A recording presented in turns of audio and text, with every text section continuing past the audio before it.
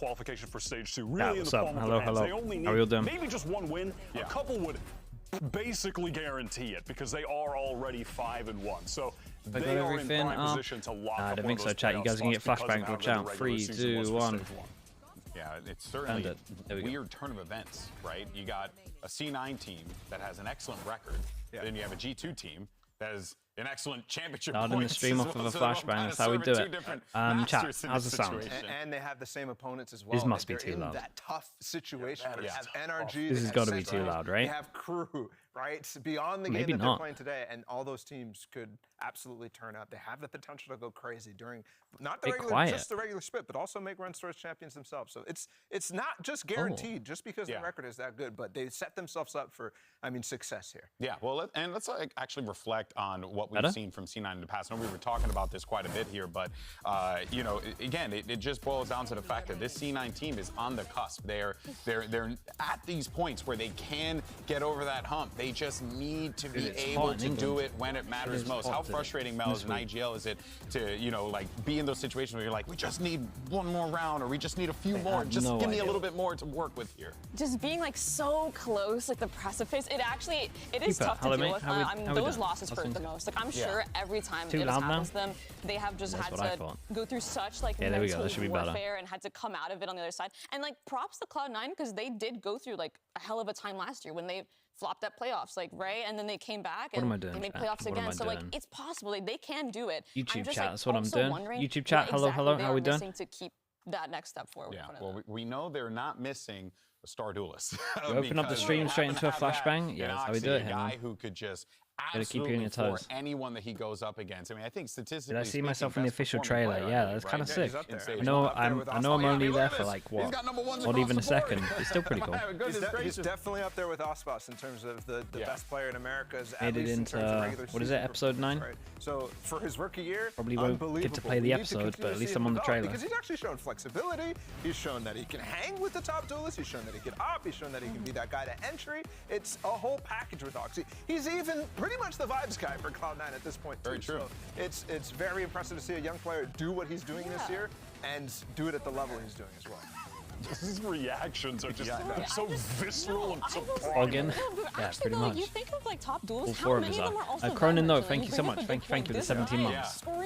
Should we be worried about 100 Thieves? Fragging out like 30 kills a game, and then he's also like going Super Saiyan. I'm like, dude, I'm with this guy. I mean, most of the duelists do I do this every day. I'm way too cool. I'm way too My mic's quiet, dude. My mic's on like max. Yeah, they all want to act like they're hyped up when they do something crazy. Like 5 minutes ago. Yeah. Actually, very true. The thing is, though, I think it's not just Oxy, though. I think Cloud9 like make that a reality for almost everybody there, so it's easy for him to be in that mind state. No, I could not agree more. You know what? Safe to say, I agree with you, Bala. You know, because that is going to give us a segue into our that should be a little bit higher. That's right, because it's on that's the max I'm putting out. Damn you, Wyatt. Agree to disagree. Okay, so we're going to find out if we are all on the same page. And the good news is, you lovely people at home, you can participate también. All right, we're going to say a statement as well. Yes, thank you so much, Bala. You're going to say a statement, and we are going to weigh in. And we have some comically oversized. Okay, there we go. Everything should be good now. Level should be good. They're not that large. Yeah, really. I wish they were actually. They're not. Yeah, I actually wish it. Yeah, you know, it's okay. The joke landed in rehearsal. All right, here's your first statement. Neon or ISO? Provide the analysis. You missed FNS. It's up because he's not here anymore. By the looks of things, you won't have to wait too long. This is an agree, but also pretty sure if they lose one more game, they're done. Exactly. If it wasn't for the fact that they're both there, I blame Kurt. Yes, that's fine. Yeah, I mean. What are we going to talk about? We're going to talk about 100 Thieves. We're going to talk about 100 Thieves. Am I worried about 100 Thieves? Yeah, surely, right? Surely I'm not worried because of the Furia game. Everyone is trying to. Right, I kind of am. Okay, I'm worried about their comps at the moment. Rather than Neon, but I'm not worried about their performance against Furia. Must pick by the that makes sense? Of the stage? No. I don't know. No, is that a disagree? I've been very, very underwhelmed by the ISO so far that we've had. Even despite Giacomo going, what, 23-2 or something like that? Makes sense. Keep it confirmed. Okay, cool. Rafe, alright. Dude, are we just doing this first thing where primers just appear from nowhere? Take engagements with Crazy. the shield on and just get Rafe, RL with the prime. Thank you so much. Thank you. Delka_warrior with the prime as well. Underwhelmed. I think for Doing a ISO repeat to of be last more night. of a must pick, Madness. the synergies Thank with you so other much, agents YouTube. need to be It felt like ISO was there, and then everything else was there. Just Another one. One Penguin Army. That's kind of the key. Okay. Solid name. Twitch Thank you chat, for the prime. Said yes. Welcome into the Slug Club, you statement, three. which I think, honestly, if we're talking about, they were probably talking about Neon. All right. Well, now here is another one. Let's go ahead and see what we got. Game sense is more important than game mechanics. Do you agree or disagree? I'm very excited for the answer. I'm very excited to see what Twitch Mel in says. particular. This one is... See, this is a hard It's one. an FPS game. It's an FPS game. I have a take. I'm gonna say agree. I think game sense. I think knowing, like having like an understanding of things is like very important in a game. If you're on a jet, Absolutely. you just bang everyone out. My take is that maybe this is more so for ranked. Okay. But my take is that you don't even need game sense. Like, games have developed in order to counter people's mechanics. Like, the execs that we have and all the defaults we have are, like, based off of, like, how can we get this person not to have, like, a very high engagement, high favorable engagement against us. And so that's what I think. You sold me, dog. You sold me. Put that quote on a poster. Game sense develops to counter mechanics. Like, damn, son. That is fire. Thing is, Jorgamo yesterday me and you, we're just mechanics. wrecks everyone with mechanics. I was going to say the same thing as Mel, actually. I can't really say that. In that case, This thing isn't got game sense, being smart as well. All right, and Twitch chat is all over the place. Do they agree? Seems like they agree. Yes. They're saying game sense is more important than game mechanics. Look, did they out themselves? In terms of ranked, I might actually, like, bro, I see some people who are so, like, how do you move, bro? What are you doing? How are you hitting that shot, number one? Because it's complete luck. And why are you in that position? And I'm like, he must know something I don't know, because why? Yeah. Like, you're wide. Mighty Max. By yourself. Look Now at this guy, like, Mighty Max, with the tier 1, 46 months. Holy. Man, You're gonna take that. 46 months, that's crazy. How's everything going, Max? How's it over in CS land? I mean, yeah, if there was the mental fortitude needed to be added to that list. Oh, absolutely. More important than everything. More important than everything. Single-handedly funding the Slug Club. It's A good actually true, mental man. is more important than everything else there. All right, Actually, next one. Let's see what we have. Dude, that's gonna hit Sentinel 50 soon. That's will insane. win You hit 50 this year. stage 2. I mean, yeah, my That's hot gonna be take mental, yesterday mate. is that they're going undefeated in this stage. So obviously, yes, that's easy thumbs up for me. You're on a break, just chilling. How long's the break in CS? You guys hired Neil M, right? You going there? Is he fired yet, or is he still there? Right there. We haven't even seen Crew play yet, though. But we always disrespect Crew, and I'm just going to continue. So. Oh my God! It's so real. Look, Crew has played fantastic, and I won't put them in that conversation. But I just haven't seen it in playoffs yet. Maybe they go on. That's true. That's true. Run, but for now, Coming TMV refugee, dude. Is this guy not streaming? What's going on? Dude, they're not there yet, but I'm looking at the cooking man, and they're going crazy. You were here for 10 seconds. He's live. Okay, enjoy the stream. You'll see it be like yes for like a good chunk Got of him time. in for the business that stream, man. Sea of no's. You gotta have a businessman on your team. All the haters. There's just all the haters. Just started up.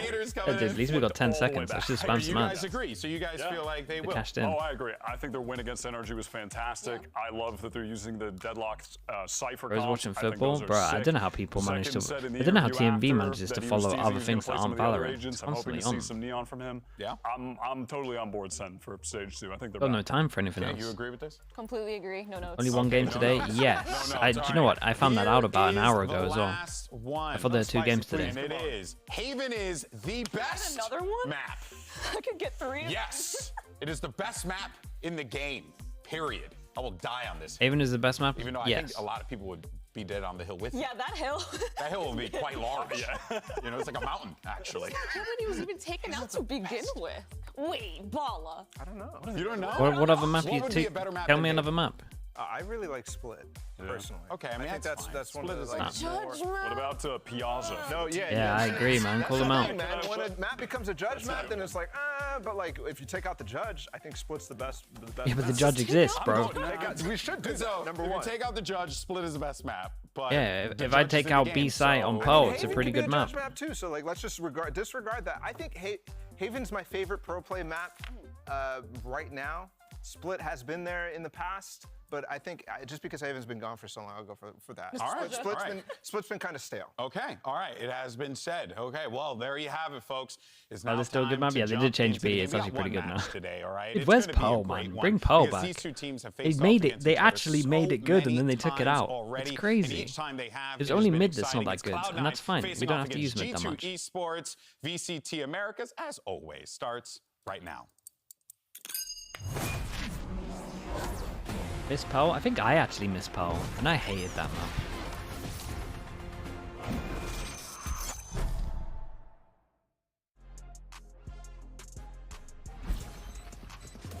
Valen feeling some of the pressure, they swing into him, he gets 3 on the round. Crazy hot take time. Who wins champions this year?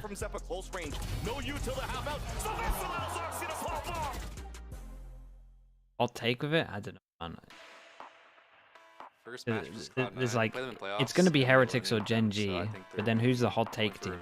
I'm not gonna say anything, but it's a fluke. Just kidding, of course. Oxy getting ready. There's that first headshot there. They Odin is down from the pain shells to push him back, and he makes some noise to fake that he's falling back while he take bleed, bro. They literally can't qualify. Dude, do you know what I had? Like I had a 5-second thought today. What if, mostly because Jorgmo looks so good, what if EG actually did a madness? It's kind of like the same image we had during our guard days, where we were stomping everyone and, you know, made our name for ourselves in stage 1.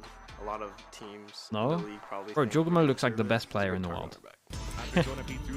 You're telling me you watched Jorgmo yesterday and didn't think, okay, this guy's probably the best player in the world. He looked unreal. I've never seen the Neon look like that.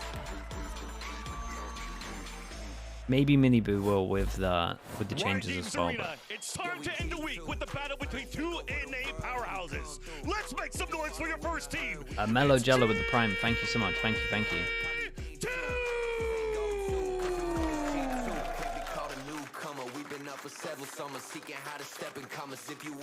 Dude, the spin, dude, we only get the spin one a year.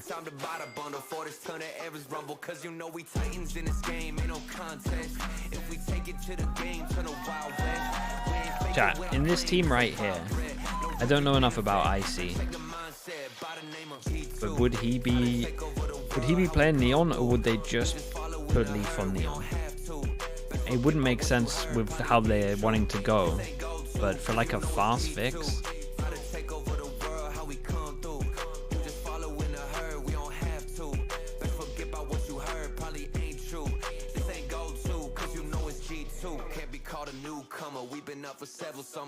Hello Yampy, how are we doing? Yampy, I see you soon. At least I think I see you soon. Hopefully you're doing that media. It's like a whole day. What did I eat today? Literal chicken and rice. Who do you think wins, Florida Panthers or Edmonton Oilers? What the hell? It's gonna be the Panthers, bro, because it's not the Oilers.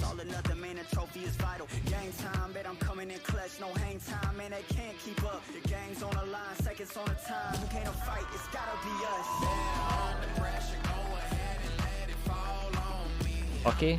Okay, honestly I should know that with Yampy. I love hockey.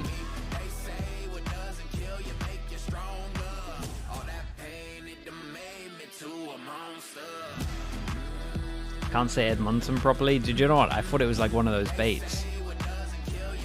I thought it was one of those baits. Where he's going to say something after. That's been developing between G2 Esports and Cloud9. C9 getting like Edmonton these nuts or something. That would work, right? Yeah, something like that. It kind of works. If anything, Yampy missed an opportunity. Respect not given to them. Feeling like they were robbed of that opportunity, C9. G2 didn't deserve it. You heard it in the interview beforehand.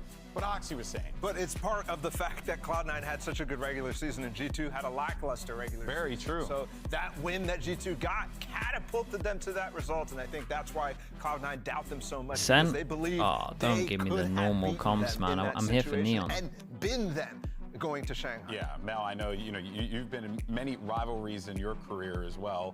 How does it feel when you're not rivalries, bro? She's been popping them up. Very true. Rivalries. It's very true. I'm just saying you have been. That being said, wow, G2, you really banned Haven. A game like this, needing to the guys that dominated Haven, right? Just because you second ban Haven. Okay, I'm thinking about it from what we just said, from C9's perspective. They're kind of like.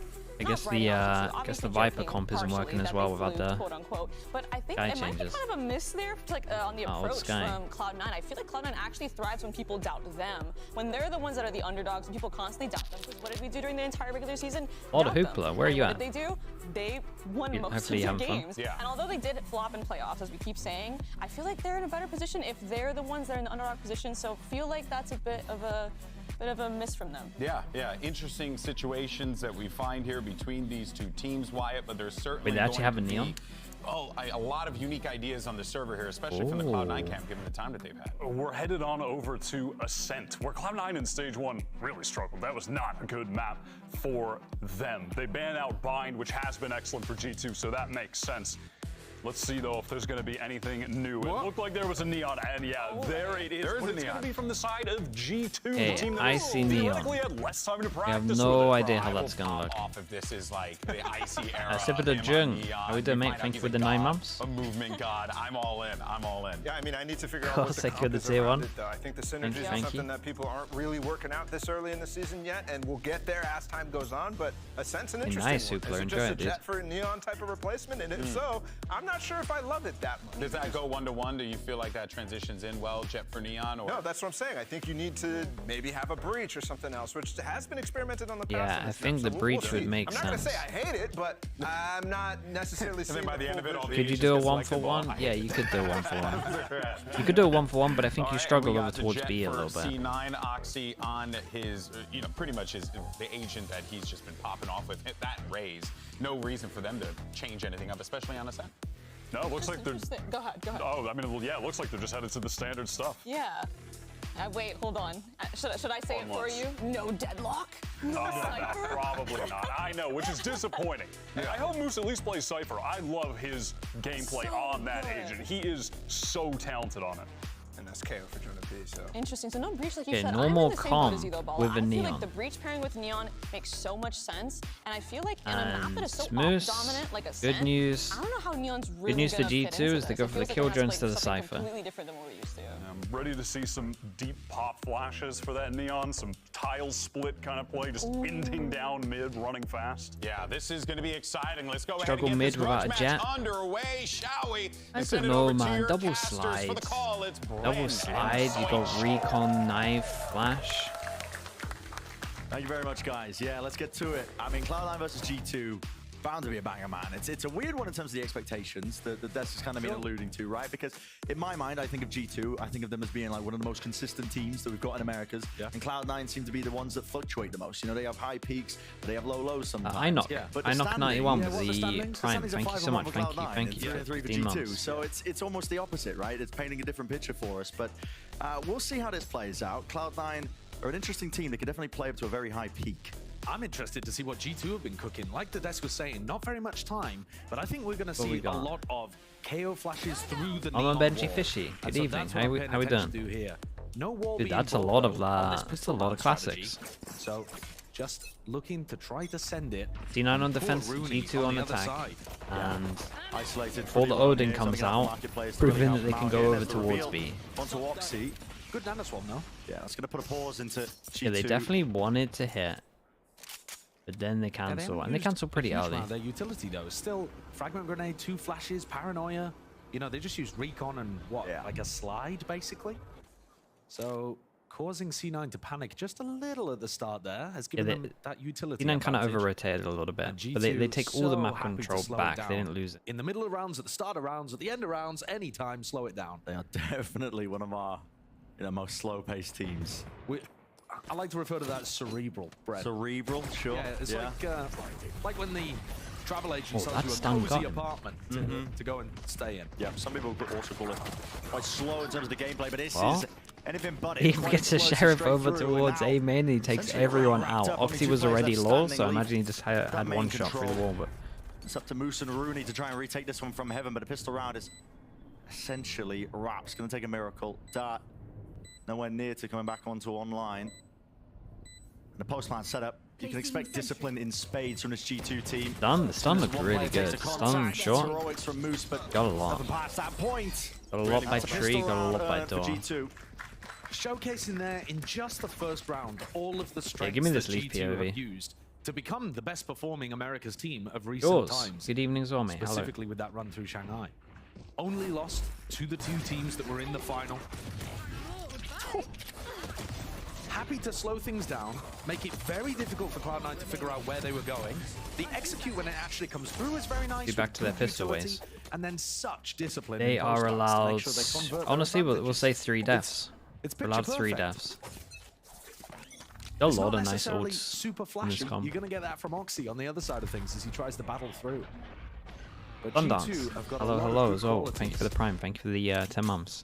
Knife goes in, hits 3. They certainly do. That's another thing that we're going to be keeping an eye yeah, on. Nothing on C9. They are scared of the outlaw. Differences. We're in a new patch and meta. It's shifted a lot of things in different directions. Duelists are coming more into focus. Is it more individualistic?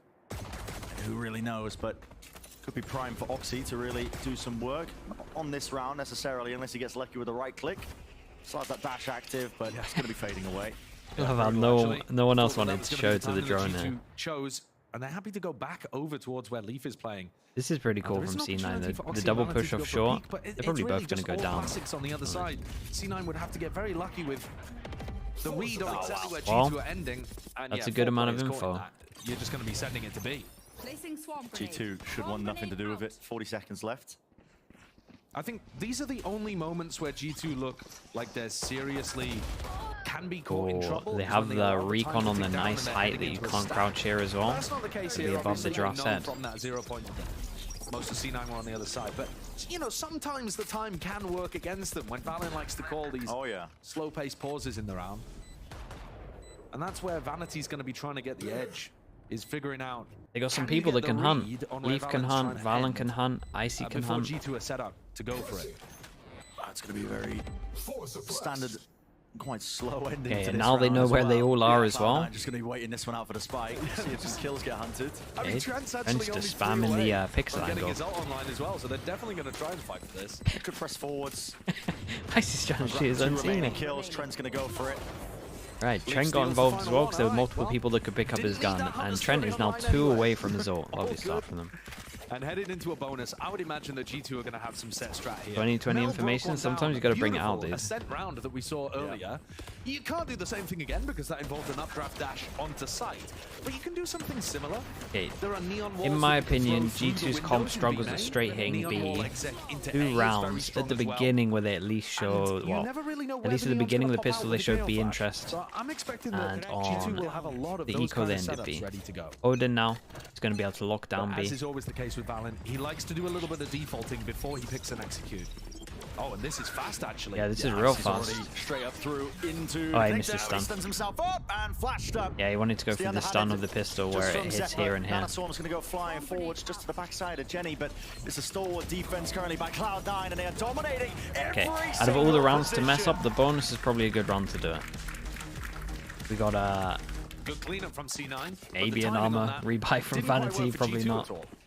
Icy's going alone from tiles, throws the wall so you can. Yeah, it was like a reverse BBL, to be honest, where you go aggro over towards short first, making all the sounds, and then everyone else plays silent over towards A, wait for the knife flash pop. You know, Zeppa's not under pressure there from anybody trying to get into sight. The execute is not really coming. If that stun hit, if you're going to run a strat like that, where everything feels super heavy from the neon through tree, maybe. It's got to play your players in from A main.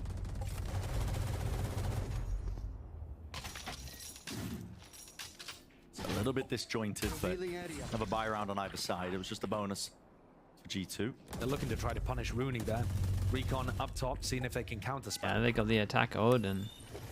There was a lot more Odin usage towards the end of Stage 1 in Americas, the kind of playoffs and take flight. The teams when they went over to Shanghai.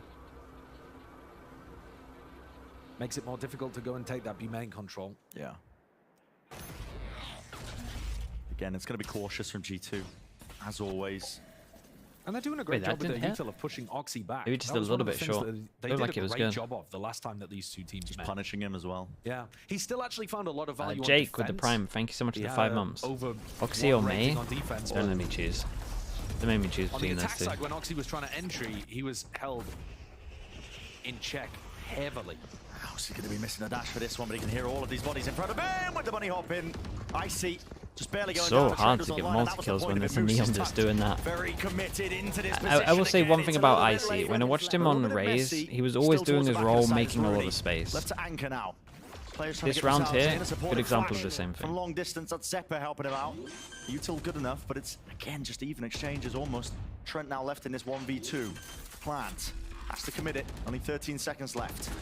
No players pushing his position just yet. Doesn't really have any util either, and he's going to try and at least win out this fight, but it's a 1v2. Devastating. Ran down and chased down by the bullets. Got one already, a little bit far out. Side Cloud9 and clean that one up, bringing it 2-2. Yeah, looking good for C9 as well. To pick a side there to go to try to fight in the 1v2. G2, 2-4 on top of this. Everyone's sitting around 3k, a little bit under. Tries to take the time in, hoping that Vanity and Zeppa are going to be scaling lane at that point in time, but alas, not the case. So G2 giving up. Icy was great at Shanghai. Yeah, Icy kind of just low powered up. Not that good in split one. Pretty good at playoffs, and then really good at Shanghai. On one part of the map and then very quickly be on the other. We want the round, baby. That's all that matters. Yo, what skin you want? No, man. He was talking about skins going into it. Yeah, I mean that just captures the personality, I think, of Cloud9 pretty. Oh, I like this though. Yeah, it really does. Recon into so C9 market. Are doing a lot of flood defending here. That's another thing to keep an eye on. Into market, that they're fast trying play. To get back into sites is not by running any set retake. And this smoke's cool. This smoke is like the I think it was T1 that used to do this with the Viper, right? Where you would have a smoke that goes here, double blocks info. There's a timing here and market. So you kind of gotta have one here, one here. 5K in the economy. Things are looking great here for the defenders. G2, big hill to get back up. Exactly. With Oxy having this operator as well, good time to highlight that. Something that Mel mentioned, when you're opting in for the Neon, experimentation on Ascent, it's a very op-heavy map.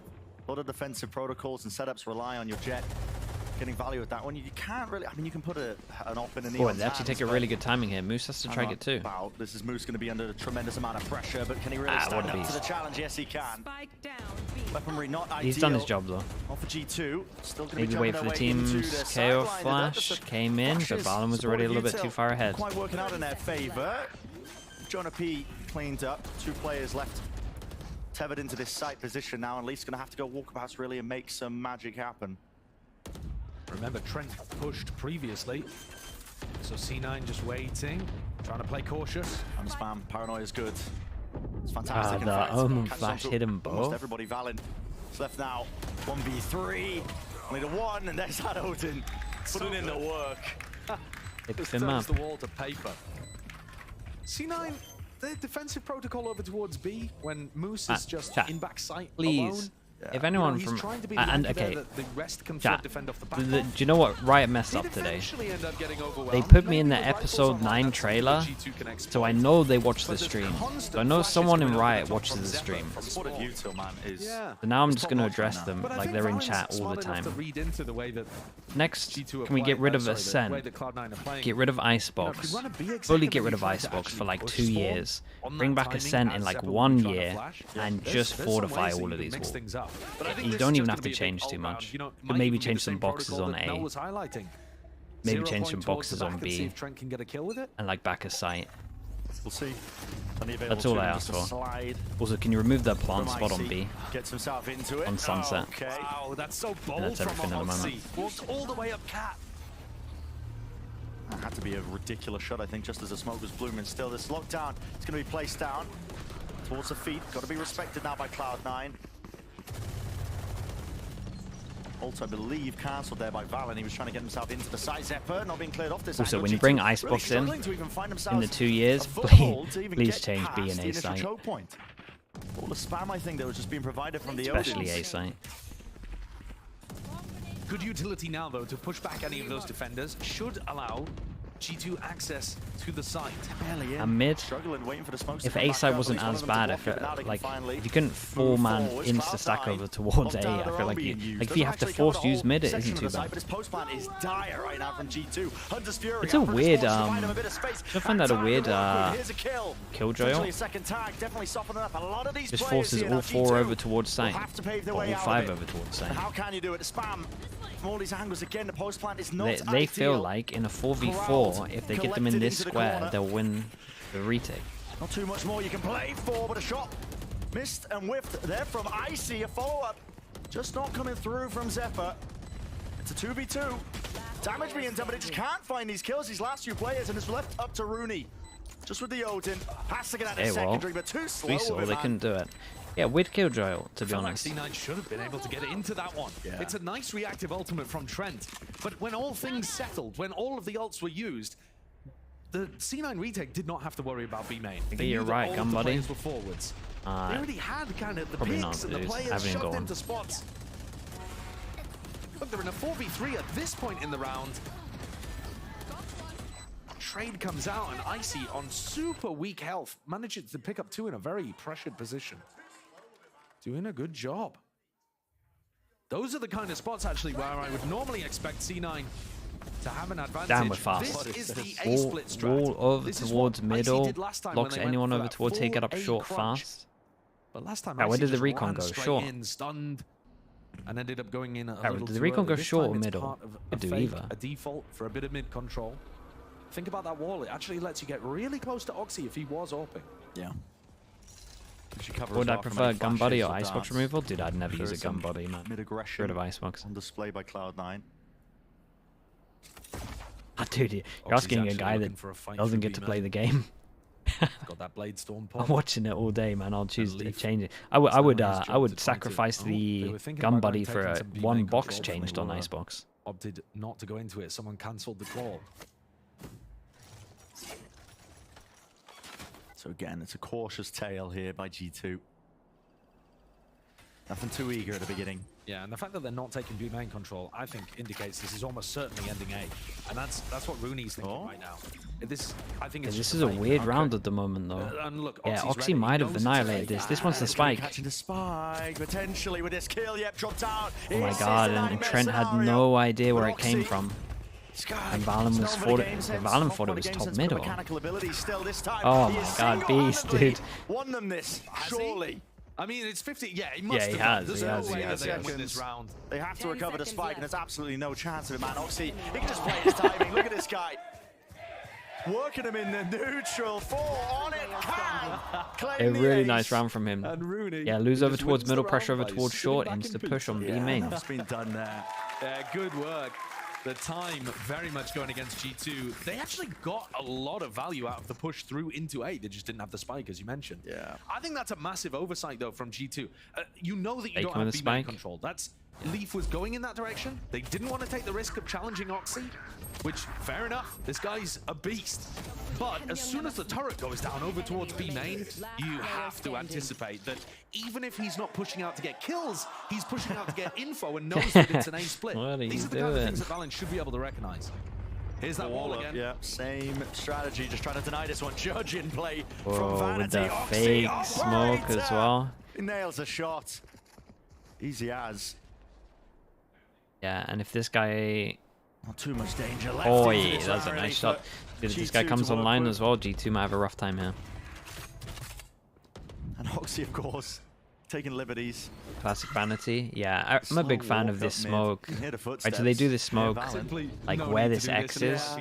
So when you're looking this way, you're kind of looking at it, and it still looks like it's going to hit the corner. But then it drops, it doesn't hit the corner, you're in the smoke, they've already committed maybe. Maybe there's an Omen TP. Like, it's a nice play with the judge, the fake smoke. Maybe he's just Gigabrain there and deliberately threw the smoke on the floor so that he gets spam into. But either way, C9 pretty easily wrap up another anti-eco. And G2's economy has been a massive problem for them in this attack half. Broadly speaking, because they lost rounds 3 and 4. They gave away the bonus without really doing too much damage, and then lost very pivotal rifle rounds. Yeah. So plenty of these rounds that C9 have got online have been. You could bring any map from any game to Valorant. Which would it be? Whoa, like a pretty much hasn't been touched this Cash entire time. or Tuscan maybe from CS. Even if they were losing, I like that would play okay on this in this game. Forcing the timeout from G2. Yeah, and I think really the big issue here is Oxy. He's running around the map. He's finding, even if he's not finding all of the kills, he's still finding opportunities to disrespect the presence. Bubble, that bro. G2 Imagine puts drop around of a judge, dude. A lot of people might be scared to take that extra peek. Imagine drop of a when judge. He does take the extra peek, he's either going to take a duel or he's going to realize there's no one there, and that gives his IGL more information about where Valen is actually trying to end. So you get huge amounts of value if you have the confidence to just take those more aggressive positions. And for G2, they've got a Cash, yeah, Cash is an unreal map. ways around it. About to go. I don't think double layer maps work in Valorant. Mostly because of how like some of the interactions with like stuns and stuff. Surely with the ult in his back I know they have bits on like Fracture on like A site, but I think that's good proof. Like where stuns hit both sides, probably be a bit too overpowered. Does he anticipate yeah, I don't think we'll see a higher lower sight in this game, but Oxy into over pushing. See how long the game lasts for. Pressed, can't find it. Icy, bit of a fake in terms of the presence. Oh my god, he ate that flash. See if they can pull players over towards A, but the rest of them just get into yeah, the I mean they nice definitely faked him out. It accomplishes what they wanted, but Icy and Jonah P didn't get anything on the other side. And I feel like there's probably too much damage done here. And a swarm, they're being pushed back. This is going to be a very difficult yeah, Rooney's just going to spam him down, surely. Let's see where he recons. G2 going to be struggling with this one, Cloud9. Numbers advantage, health advantage. I like this plan from G2. Where are they not going to get spammed? Double back a lane. All their troubles, Leaf just finds it, backs away. Double back a lane to try get a kill. Again, he covers the angle. Oh, hold up. Rooney, how does it come down to this? Did not look really disattached from shot darts flying forwards, but already with the time. I really like the call from G2 though. They actually made like a really nice shot call. No more chances into this one. Can play for the exits though. He knows that money is a potential problem, but considering the situation they were in, that was impressive. So G2. That was a bad retake from C9, man. I maybe missed some util, but. What teamwork, though. A fantastic swing timing from Leaf. They couldn't break the recon dart, and Valen was dead to right, stuck behind those boxes. Leaf swings, knowing that somebody's going to get aggressive. Perfect teamwork there. Yeah, this double on lane was... a really nice call from Valen. To go for what looks like a very fast A split, to bait out an aggressive play from just Oxy. for fun. Oxy Thank you so much, man. Thank you for the 7 months. Appreciate all the gifts that you've done as well, dude. And they pick up the kill on the aggressive star Oppa from C9. Oxy now might be conditioned to take fewer risks, but we're 10 seconds in and he's pushing onto B main, so there you go. Roosted commit as well, and Anna Swarm breaks the turret, so Oxy could take a peek if he wanted to. Turret won't catch his contact, does need to worry about a multitude of angles. You can see Leaf is just ADS'd up, trying to stay active.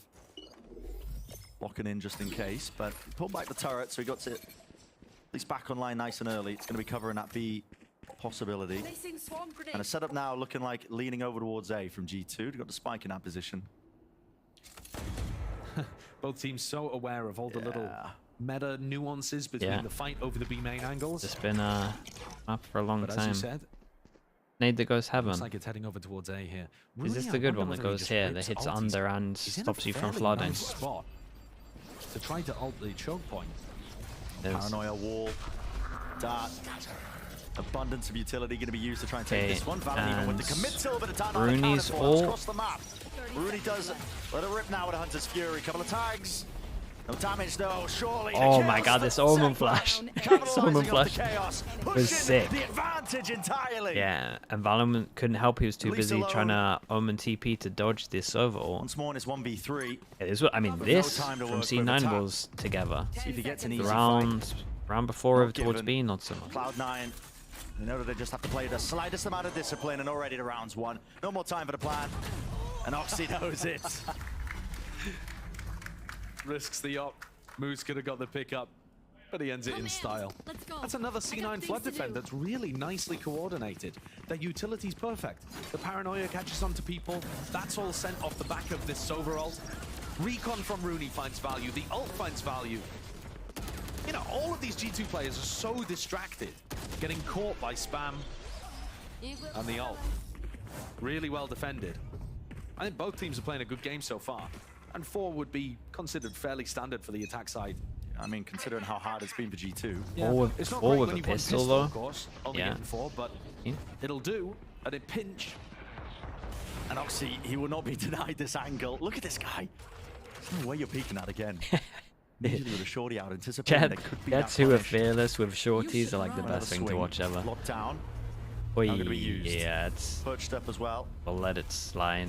Up onto the wall just in case there's some util flying forward to deny that one. Oxy. Yeah, kind of no out, really but it's so good. Out here, son. Short leading up, trapped to take around the corner. And the pincer comes through eventually, but Zephyr once more there to cover. Round to the side, loads of damage done. Softened up Valen, leaving it to a 2v4 for G2. How are you going to dig yourself out of this one? Really not. Vanity making sure he holds this one. That was sick though. Dart at the back and then they swing in. This is the new smoke that people are doing reactively on defense, right? One that's a little bit deeper than the Nitro one. Make it hard for people to push under and clear under. Very strong. Salvaged it. In the midst of it, closes the door in their faces. Now potentially a safe plan, but no, they want to push forward. They shoot the door from far away, so they don't realize that someone can flood. One bullet's all it takes. Of the timing. Valen, he's just looking for another one, but already revealing that spot and position. This has been really nice from Cena. If we take away that that B site retake, everything's been really good from Cena. They're just gonna go for like an EG spam on this one now. He's got a teammate there that does it for him, allows him to swim through some very kind of quickly. recon that gets the. But that was a bit of an eco round for G2. The Neon sending it mid could be nice. On whether this is 8-4 or 7-5 at the half. Fossil underscore 001. When you see the C9 a flood defending like this, try to bait the flood out and punish it, rather than committing fully to the site. I think that's what I'd like to see Valen call in this final round. This time, no. Nice shot. What a shot. Yeah, I mean, he's sliding towards him though. Quick with the I think that's cool from C9. I thought they were going to do something similar like the EG with the Odin over towards short, but they still had their own version of punishing this default with the Neon sending it. And yeah, this one is a legit spam. Just all of lane. 37 HP. And this time C9 not going for the flood. Happy just to be in the 5v3. That's a great punish off the drone. Yeah, knowing that spot and potential positioning. Trent, any sort of damage done? Not quite, no kills, yeah. Still, Leaf is holding it down towards the main angle. He's the one who really has to do something about this. Already the nade being committed up onto lane! Zephyr's in his face, just with the rifle. Leaf with a counter spam in play. He knows he needs to do it for Trent to at least allow him to stay alive, but it's not possible. Wall bangs on wall bangs. And falls already, and the round crumbles. Is that very, very nice half from C9. So we finish this first half of Ascent. 8-4 finish, nothing to scoff at. No, solid for both teams, to be honest. G2 Shuma. Wanted a Shuma lot with the more, prime. Thank you so much for the 3 months. Looked really good. They had the Op and the Odin online the entire time, with Oxy and Rooney providing big value for both of those guns. And great protocols on when to flood, when to set retake, and how to support each other. Tanking damage G2, when they go lane here. They'll be content, not happy, but content with 4. But 2 of those came off the back of the pistol, so they really need both to have any chance of winning Ascent, I think. Right now, it's Cloud9 just feeling really empowered, I think. Elixir with the prime. Thank you so much. Thank you. About his thoughts on Cloud9's performance, all about Stage 1. Stage 1, I mean, I went as good as you can. I guess we went 5-1. Could have gone 6-0. It definitely happened again where we didn't perform in playoffs. But America's really about to send every team to an international. Yeah, they're actually taking tons. The first time, like last season, the excuse was inexperience. Kind of shows how stacked the region is. Didn't qualify. We also had coming into this season with like 2 new players. Yeah, Rooney came back. Also had a big match change. Plus Moose, so it's like we kind of had to start from scratch. But we played great in the regular seasons, and the concern was like, you know, like hopefully we can do it to playoffs. It didn't happen, but hopefully it happens now. So. C9 are an unusual team. Their record is so good from the regular season, 5-1, but they did flop in playoffs. They've almost got themselves into Stage 2 playoffs. They only need another win or 2, but they've got to perform when it matters. Their match record over the course of the year is 6-4, fairly positive, but they have a negative map win rate. Region has the best, worst team. I don't even know. Their round differential is -3 in the year in America. Where? Yeah, that's taking into account the playoffs, kickoff, everything, and kickoff, and the regular season. And yeah, so the regular season, where maybe you could argue the stakes are a little lower, and they were only playing best, against winless teams. And all of them together, who is the best, worst against team? Winless teams. They, you know, when the stakes were lower like that, C9 were finding good opportunities to get wins on the board and did a great job at it. But then in a more like tournament format or performing in playoffs, they couldn't quite get it together. I'm trying to think. It might be. Away from them. Whereas I'm trying to think. Would complete opposite. I mean, we don't think of their record as being particularly good. Because I think it's between EMEA and America. The regular season, but they're plus 38 round differential in America. Yeah, they've stepped up to the challenge. And it's like, would MIBR be round-to-round basis? It just isn't reflected in their stage 1 results. Is basically what we're saying. And for now, this is still super even. Yeah. Could be anyone's game, depending on this pistol round. A dash forwards. Up and out of it, man. Just trying to weave Oxy actually got that kill. I see. Final bullet will do that. That's 3-piece. Here's as it comes. Straight through the choke point. Yeah, I mean, there's one thing that this team can do, and that is win pistols. Do or no? And a necessary pistol round for G2. You're not going to do it the hard way. Some good hope here, because their rifle rounds were not really working. I think we're going to see big value out of the stun on defense. I think you're already seeing that. Team underperformed, bro. That's the easiest one ever, man. NRG. Of not really That's having the best easiest question.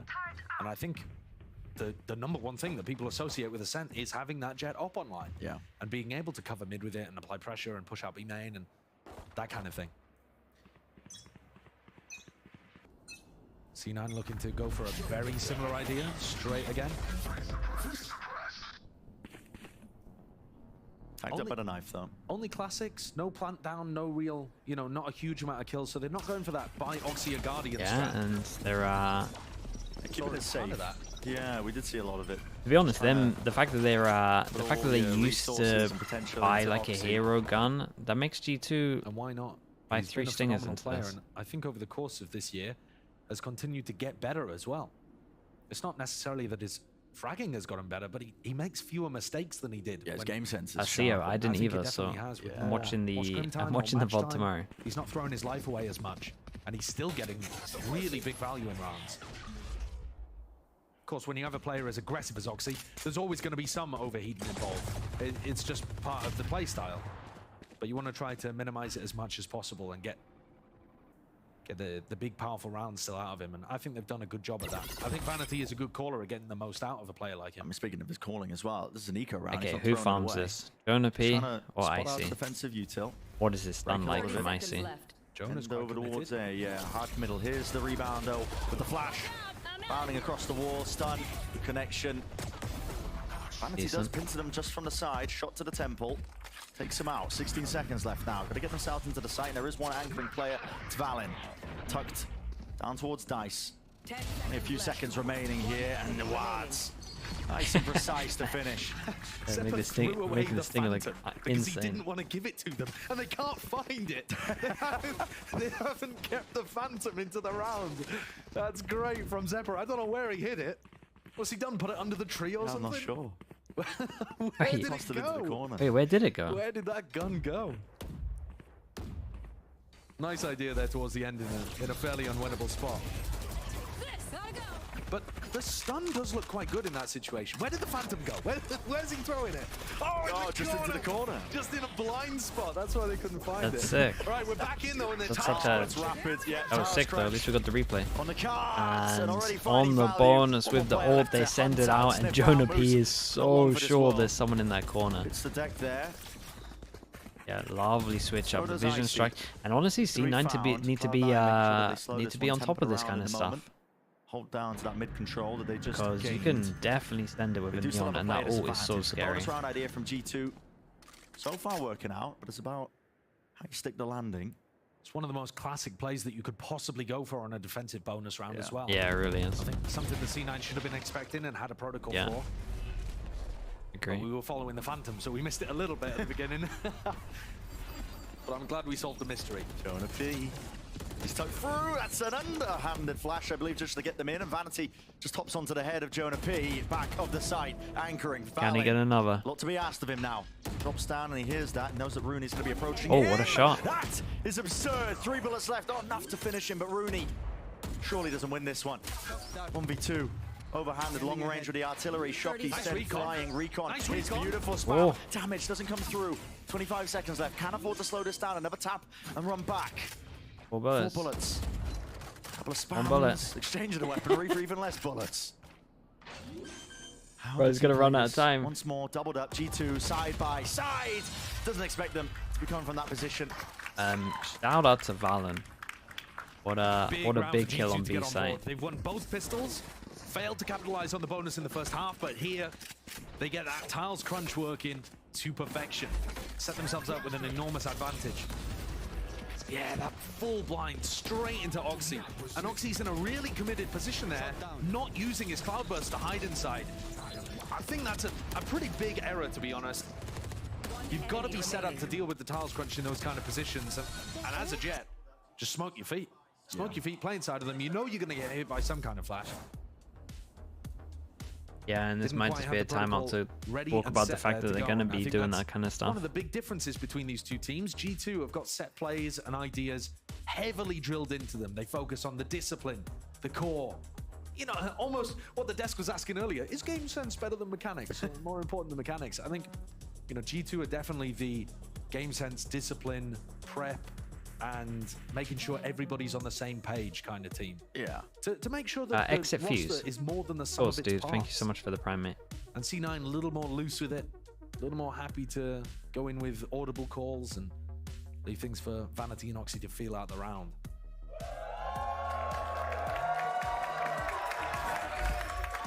So not too much really, I think, on the one in chat says quiet crowd today, just they start getting pissed around at the bonus. A bit loud.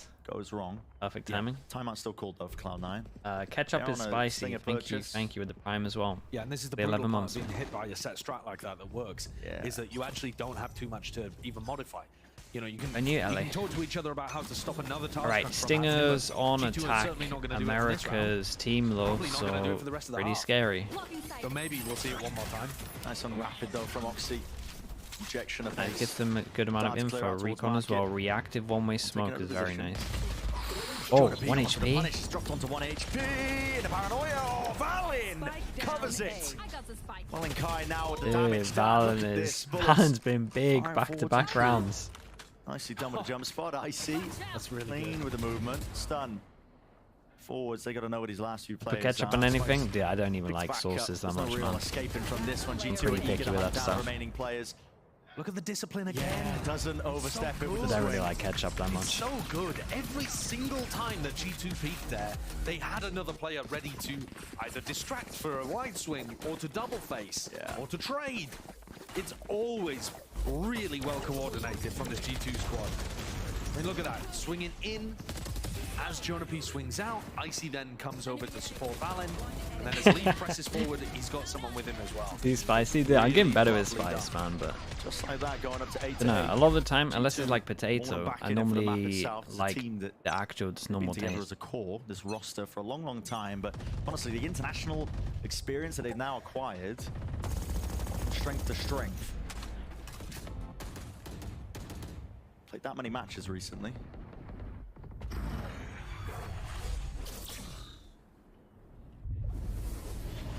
C9 have been struggling with the attack side on this map from what I can remember. It's been one where obviously it's difficult for any team, but I think it favors having some really set ideas so that eventually a couple of them break through and you can get some attack rounds going.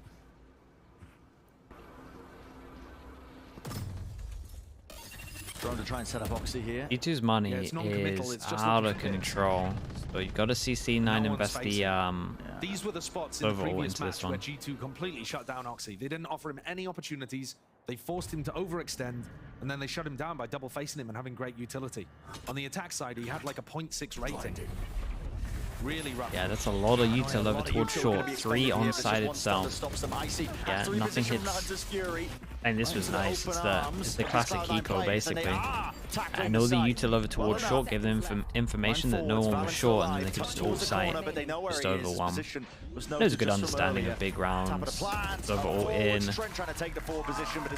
Split. Also good news, 4 people surviving. 4 people surviving, 1 armor. Able to get in off the back of Rooney's ultimate. That's been a key point of coordination for Cloud9 today. They were good with it on the defense side as well, making sure that they use the pressure. Why are you blaming me so much? What's going on? You know, forcing IC to be isolated in that spot and keeping Valen to only 1 in his anchor position. The economy for G2 though still looking fairly good. So yeah, still able to get the buy together. Yeah, we're gonna get some rifle rounds.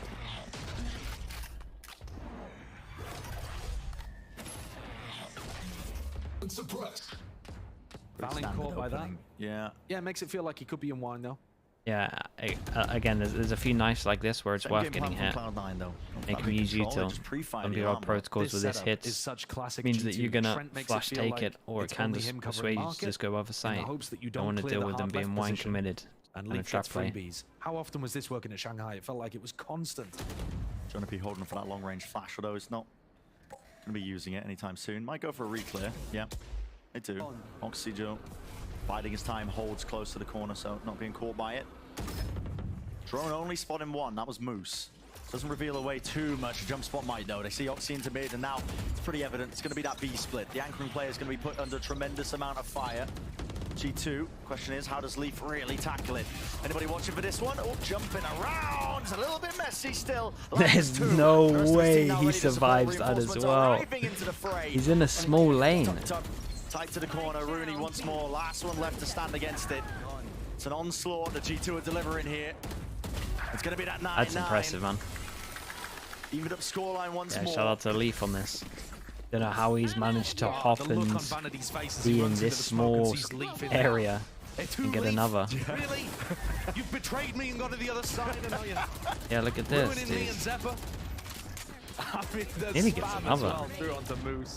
Juniper, thank you so much for the 3 months. Thanks for the Prime Swarm. Yeah, the information that you pointed out in the round, though, they got the read on where that was headed. It was a nice idea from C9 to try to deny as much info as they could, make sure it was Moose breaking the drone, but dropped back into those defensive setups, and Valen had time to throw the smoke perfectly there. One suppressed. Trent without the Odin, so it is a bit easier for C9 to get in. Dark flash to punish in case somebody was holding close to main.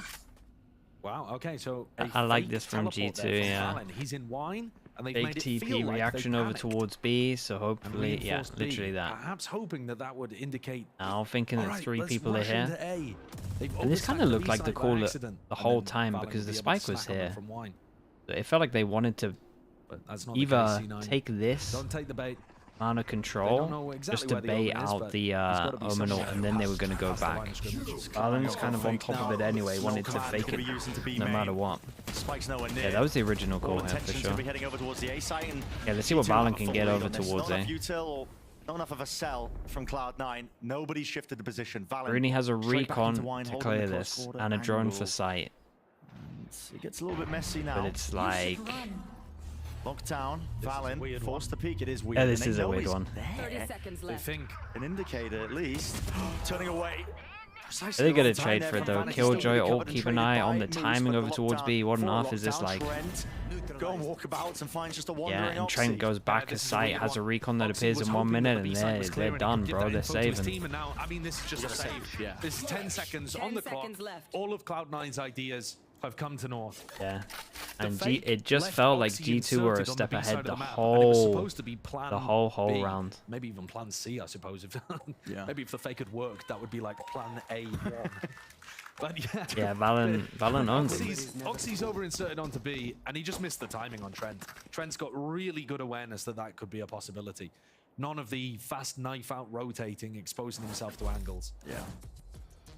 So very solid, and Cloud9 are forced to take a timeout because they've only won 1 round so far in this half. And this is where the fact that the map is so defense-sided you get these enormous swings in momentum. Yeah. The pistol rounds end up being massive, just so that you can get the economy under your feet and get some cheaper rounds on the attack of course. side. I mean, G2 winning the pistol and the bonus. Yeah, and both pistols, yeah. And it wasn't the healthiest bonus win in the world. You know, you remember the Phantom getting tossed away, but it's still, you know, you keep the bank building. And you suppress your opponents. Exactly. And G2's money has been very nice so far, been able to get gun rounds into almost all of it. So, timeout. I think one of the big things that C9 can think about here a little is that they've run quite a lot of anti-Odin setups. They've been going for flash recon plays, trying to catch on to Trent, and Trent actually hasn't been running the Odin. Tech Sky 360 theory, as well with the Prime. Thank you very much. B and try to do some executes where Oxy gets put into spots a little more easily. You can try to save more utility so that you have some for the post plan. There's always a danger that Trent might pick it up, and he has gone for it here. But this one is going to be the flash recon. Yeah, a bit of Odin spam. Odin Excuray, spam through these honestly, I don't think so. Players might be there to meet him. Yeah. We'll see if it finds some value. It looks like it might. I mean, this is where Oxy needs to wait a second. Here we go. Blinds it up. Comes the EG. Can't be tucking there. It's a classic play. Everyone tries to tuck here. You can't be tucking here. Since you eat that flash, you got to run back. Soul has to be committed at least one of the blades for it. Again, G2 assuming the anchoring positions, defensive in nature. And a swarm's deaded across. Drone has to be broken. Oxy, it's a flash peek into the spawn stun. Not enough to slow him down, but there is that trade anyway. Just from those players now. Linking back up. That's G2. a heavy rotate from G2. Pause being caught by Cloud9, but again, they want to try and fight this one, and it might be a missed call. Did they overstep? Not too sure what util they had really available for that. It's a weird situation there because they know they've over-rotated and the cutter sounds, they're like, damn, the longer the we stay hidden. Okay, it actually turned out okay in the end. It's like Jonah P kind of bailed them out there. But like the reason that they're going aggro is because of the fact they have over-rotated, right? Over-rotate, cutter sound, they haven't seen anything for a bit, so they're starting to fear that maybe there's a lurk around, so they decide to get information with the double swing. And this is a really common set play that we're seeing. And they're working. And I think that's a bit worrying for Cloud9 because it's not like G2 are bringing out anything new ideas. Yeah, new, bizarre to catch you off guard. C9 should actually have some awareness that these plays in round 15, round 20 are really standard on Ascent, and they're getting caught by them and losing very important rounds as a result. 2 Guardians and a Bulldog now for C9. G2 running away with it. Getting into desperate territory. Not too much variation to the attack side game plan of Cloud9. Again, it's a lot of just mid-pressure, make sure that they remove the alarm bot and looking for picks, but Oxy has not got anything from this. Nobody has given him a sightline or a fight to take. Oh, potential for a refight here into A main. Yeah, good luck to Vanity. Jump spot, stunned. Paranoia, blind. Let's get a connection. The good Omen flash survives on 45. Yeah. And the fact that they have a double, and that is literally the double slide coming into play there. From re-aggro, no one was on his own. Swapped around here. Don't know how Leaf got into that spot. Crossing away, Rooney. Nice one. Yeah, keep an eye on this guy B mains here very early. He's going to be dropped into the crossover. They still have control of this. Leaf. Need to clear out Rooney. They're aware that he's got himself lurked deep up into the market angle. He's going to be a bit of a nuisance, and with him dealt with, now full attention and focus can be placed onto the site still. Zephyr does claim 1, 45 health to his name. Doubled up now into the high-low angle. Anybody who tries to take a step. Valen forwards! Just cleans both of them up! That shouldn't be happening. Yeah, and he's giving it. He's giving it because fair play. How's he done that? Here, hasn't he? Yeah. He's just constantly delivering for his team. The calling has been immaculate, but also every time we're on his POV, well, not that we're on his POV here, but it does feel like he keeps getting one more than he should be. Alongside Leaf. And yeah, this play, 2 layers to it, so that the paranoia from Vanity. Yeah, that's the thing with the slide. Feels like you can have second hands. Oxy's got to realize they're scared of. Oh my god. You know, they're playing so disciplined around the map. I'm not getting my picks that I'm used to over towards market. So let's take another step forward. I think Oxy needs to find that confidence to just contact in a little deeper than he usually would, to try to find G2. But it's tough. You don't want to run into crossfires. You really don't. And G2 is so good at setting that level of play up. It was their game plan last time they played against Cloud9 as well. Stun is... That is nice. Perfect with the placement. Stun off the alarm bot and then double swing. Yeah. Cool setup. They've definitely put the time into Yeah, they got some good finding stuff. out how to get the value from Neon even though you can't op. And plays like that are going to make Oxy a little more concerned about just walking into spots. But I think it's necessary. I think there really doesn't seem like another win con here for C9. They're going to send the exec. Needs to be a round win. It's Cloud9's hopes for this map. Dwindling. Oxy lurking, underhanded with the flash as well, dominating this angle. Jonah P, not to be removed. Musto biding his time, waiting it out, and will get the punish in time. Out through heaven once more. Valin a little bit messy with it, but Vanity beautiful with the shooting. A knife out. Nice shots from Valentine. Maybe. The good news is Rudy's going to have his ult. I think he realizes it himself, maybe. Possibly there with a spam kill, yeah. He'd have to get very fortunate to win this. And he's already being pushed and pressured. So, Cloud9 staying alive in the map. Yeah, just an Odin off. I mean, it's what this map turns into. The map, I think is going to be really useful here because you're not running into an operator and G2 are holding. I think in a couple of years, every team will need an IGL that can frag, or they're calling be enough. It depends on the meta, right? Like right now, if you're not a fragging IGL, your team's suffering. But like last year before the Sky nerf, if you didn't have a smart IGL, you're not even getting you're not even getting anywhere good in tournaments. I think they can run some ideas like that. It doesn't necessarily have to be the lurk backstab.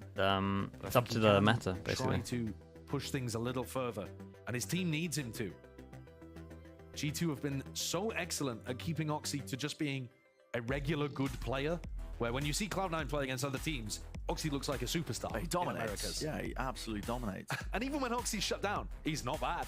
He's at the top of the scoreboard now, 18 and 17. You know, one of the only players who's positive for C9, but yeah, he's not finding those opportunities on attack to dominate the game and open things up. But 2 rounds gained. I think Fnatic and NRG will struggle with this meta. I haven't seen the NRG game, so I'm not going to speak about them yet. So I'll focus on like old NRG already, or that I've seen already. And I think they already have been struggling for both teams with the meta, and the fact that now we get so we have a meta where it's pop flash anyway, right? It's initiator, KO, ult breach, and then Gecko, right? So it's a lot of bursting. And then now it gets a little bit more because you add a neon into it. So yeah, I guess it's like that was like the long-winded answer. Essentially, yes. But it's more send it now as well with the neon changes. Actually clear him out, and surely doesn't get away with this one. A kill to be found, finally traded. Oxy moves him from the fight. With Icy opping, this retake's going to be made more difficult, but it does have the ult. He's got the ult, he's got the stun. They're missing Paranoia, that's the big one. And also a smoke for A main or the spike. Finally getting planted. More puggy. I mean, playing yeah, if that's what you want to call it. You can get away with. You can get away with bad calls, or not the best call. Can win you a lot of rounds at the moment. Just because it overwhelms is insane. Oxy. Yeah, this might go down to last one. Ah, what a great play. Is so damn smart. Yeah, what a great play. What a lovely round from Oxy. Right, 3 chances. Jesus, big. 3 chances down to 1. Great decision there from C9. They have Killjoy. Straight into an A exec.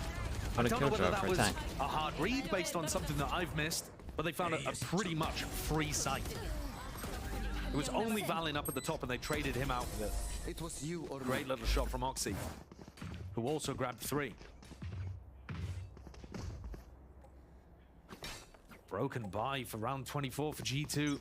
This looks suddenly so doable for Cloud9. Yeah. Instant change of fortunes. Big ult online too. They just want to run it back.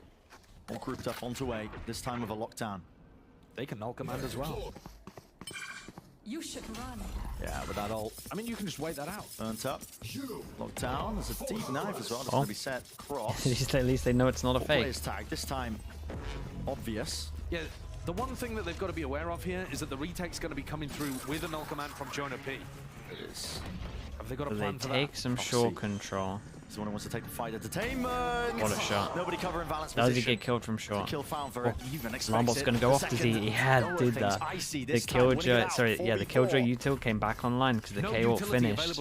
That maybe made him lose his crosshair. Now just getting it back. Yeah. Oh, his own flash going to be incredible. Oh, nade. Nade close into shock dart. That's nice. The nade forces him into the shock. He needs to get value, needs to get kills, but there's a lot to be asked of him right now in this spot. Smokes spammed onto the angles, appropriate positions, all known and noted, and everybody falling. Leave it to just one. Already broken. Lovely from Trent. This was cool, man. The nade here with the shock. That was nice. Close out from G2. Really yeah, impressive from G2. All of the patience paying off for them. C9 very good coordination on kept this pretty close considering they got no pistols. Just mirrored it all throughout the map. From a pistol here, they probably win this map. Super close still. I think the entire map basically came down to the fact that G2 won both pistols and C9 it's at least overtime. At dealing with those defensive set plays. They lost 2 very crucial rounds to the Tiles crunch. And then also that kind of flash recon spam play from Catwalk. I definitely agree. I mean, you can tell this is a Cloud9 team that just hasn't been resting on the laurels at a 5-1 standing so far. I think they've made definitive improvements while a lot of the teams have been in Shanghai improving themselves, you know, in a lot of those matches. We're going to be stepping away. Up next, Golden Boy and the Alistair will be breaking it all down for map number 1, so don't go anywhere. You don't want to miss it.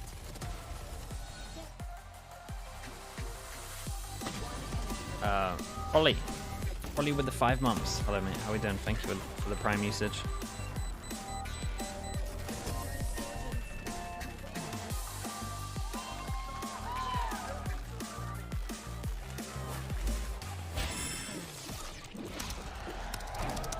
Red Bull gives you wings.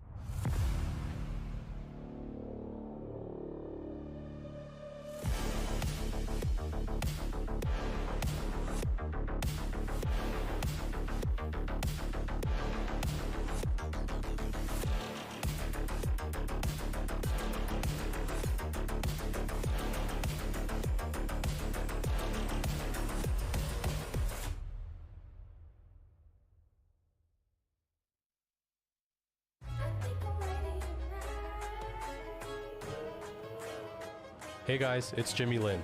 In this series, I'm going to walk you through a tap. I'll be back in a little bit. Watch out for the stairs, clear this angle. You're going to be able to fight this.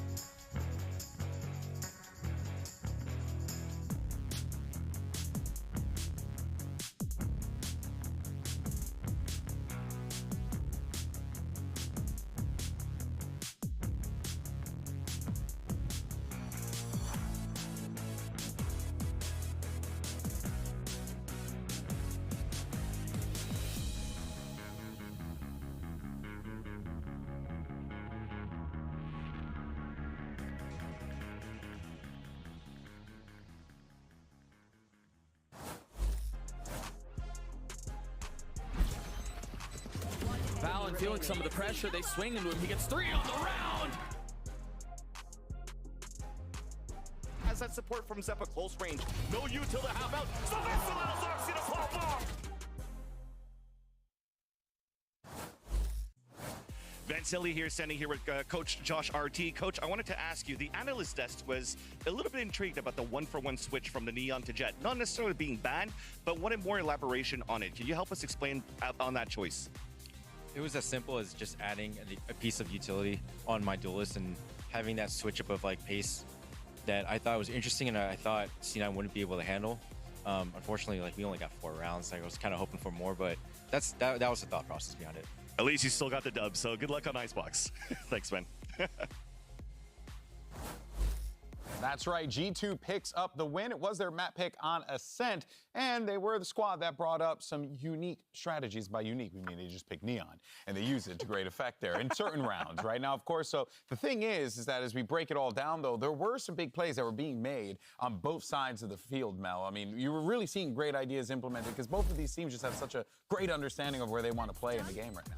Yeah, I saw a lot of like potential with the Neon. I saw like I could see a lot of the ideas. I think some of the execution on at least their attack, and I think Josh kind of hints at it as well, that there could have been some more, like something more about on the pacing and maybe more of like a better execution of the defaults. But overall, I do think the Neon did come out on top to surprise the other team, frankly. I think on defense, I was kind of surprised by the lack of it off, but it ended up paying out for them, to be honest. Yeah, I really like the eye-gelling on both sides, but in my opinion, second half immediately starts with Valen playing incredible. I mean, it was so good. The clutch backside, I mean, lit them on fire. And it ends up being a really close game at the end of it, but Valen just continues to look like one of the best players actually overall. Yeah. He's playing so well and so consistently for this team. Maybe sometimes he's not pulling out the Jonah P clutches consistently or anything like that, but he's so valuable to this team. And you saw it right there. Yeah, the fragging IGL has definitely become even more and more prevalent this stage for sure. But for now, though, let's actually go ahead and hear what the coach of Cloud9 has to say as we get ready for map 2. Vancelli now standing here with Coach Imi. Imi, I have to ask you, this now, unfortunately, with the loss to G2 just now, puts you at 1-4 on Ascent this stage. What was the reason why you will still want to let that through, despite the loss in overtime the last time? I mean, we've had 2 months to practice, so we're going to practice it, right? We're not going to keep it the same. We just didn't play well on the attack. Even though we lost pistol and we got bonused, we still just didn't play. We had like 3 rounds where we played correct. The rest of it is what it is. Well, hopefully you guys will bring it back here in Icebox. Good luck. And interesting to hear Coach Jimmy say that, right? And yeah, it was, a little bit of a struggle for them there, right? They weren't winning those rounds that you really do need to win in order to pad that stat there, the scoreline, Mel. But yeah, it has to be a little disheartening, especially after how close that game was for C9.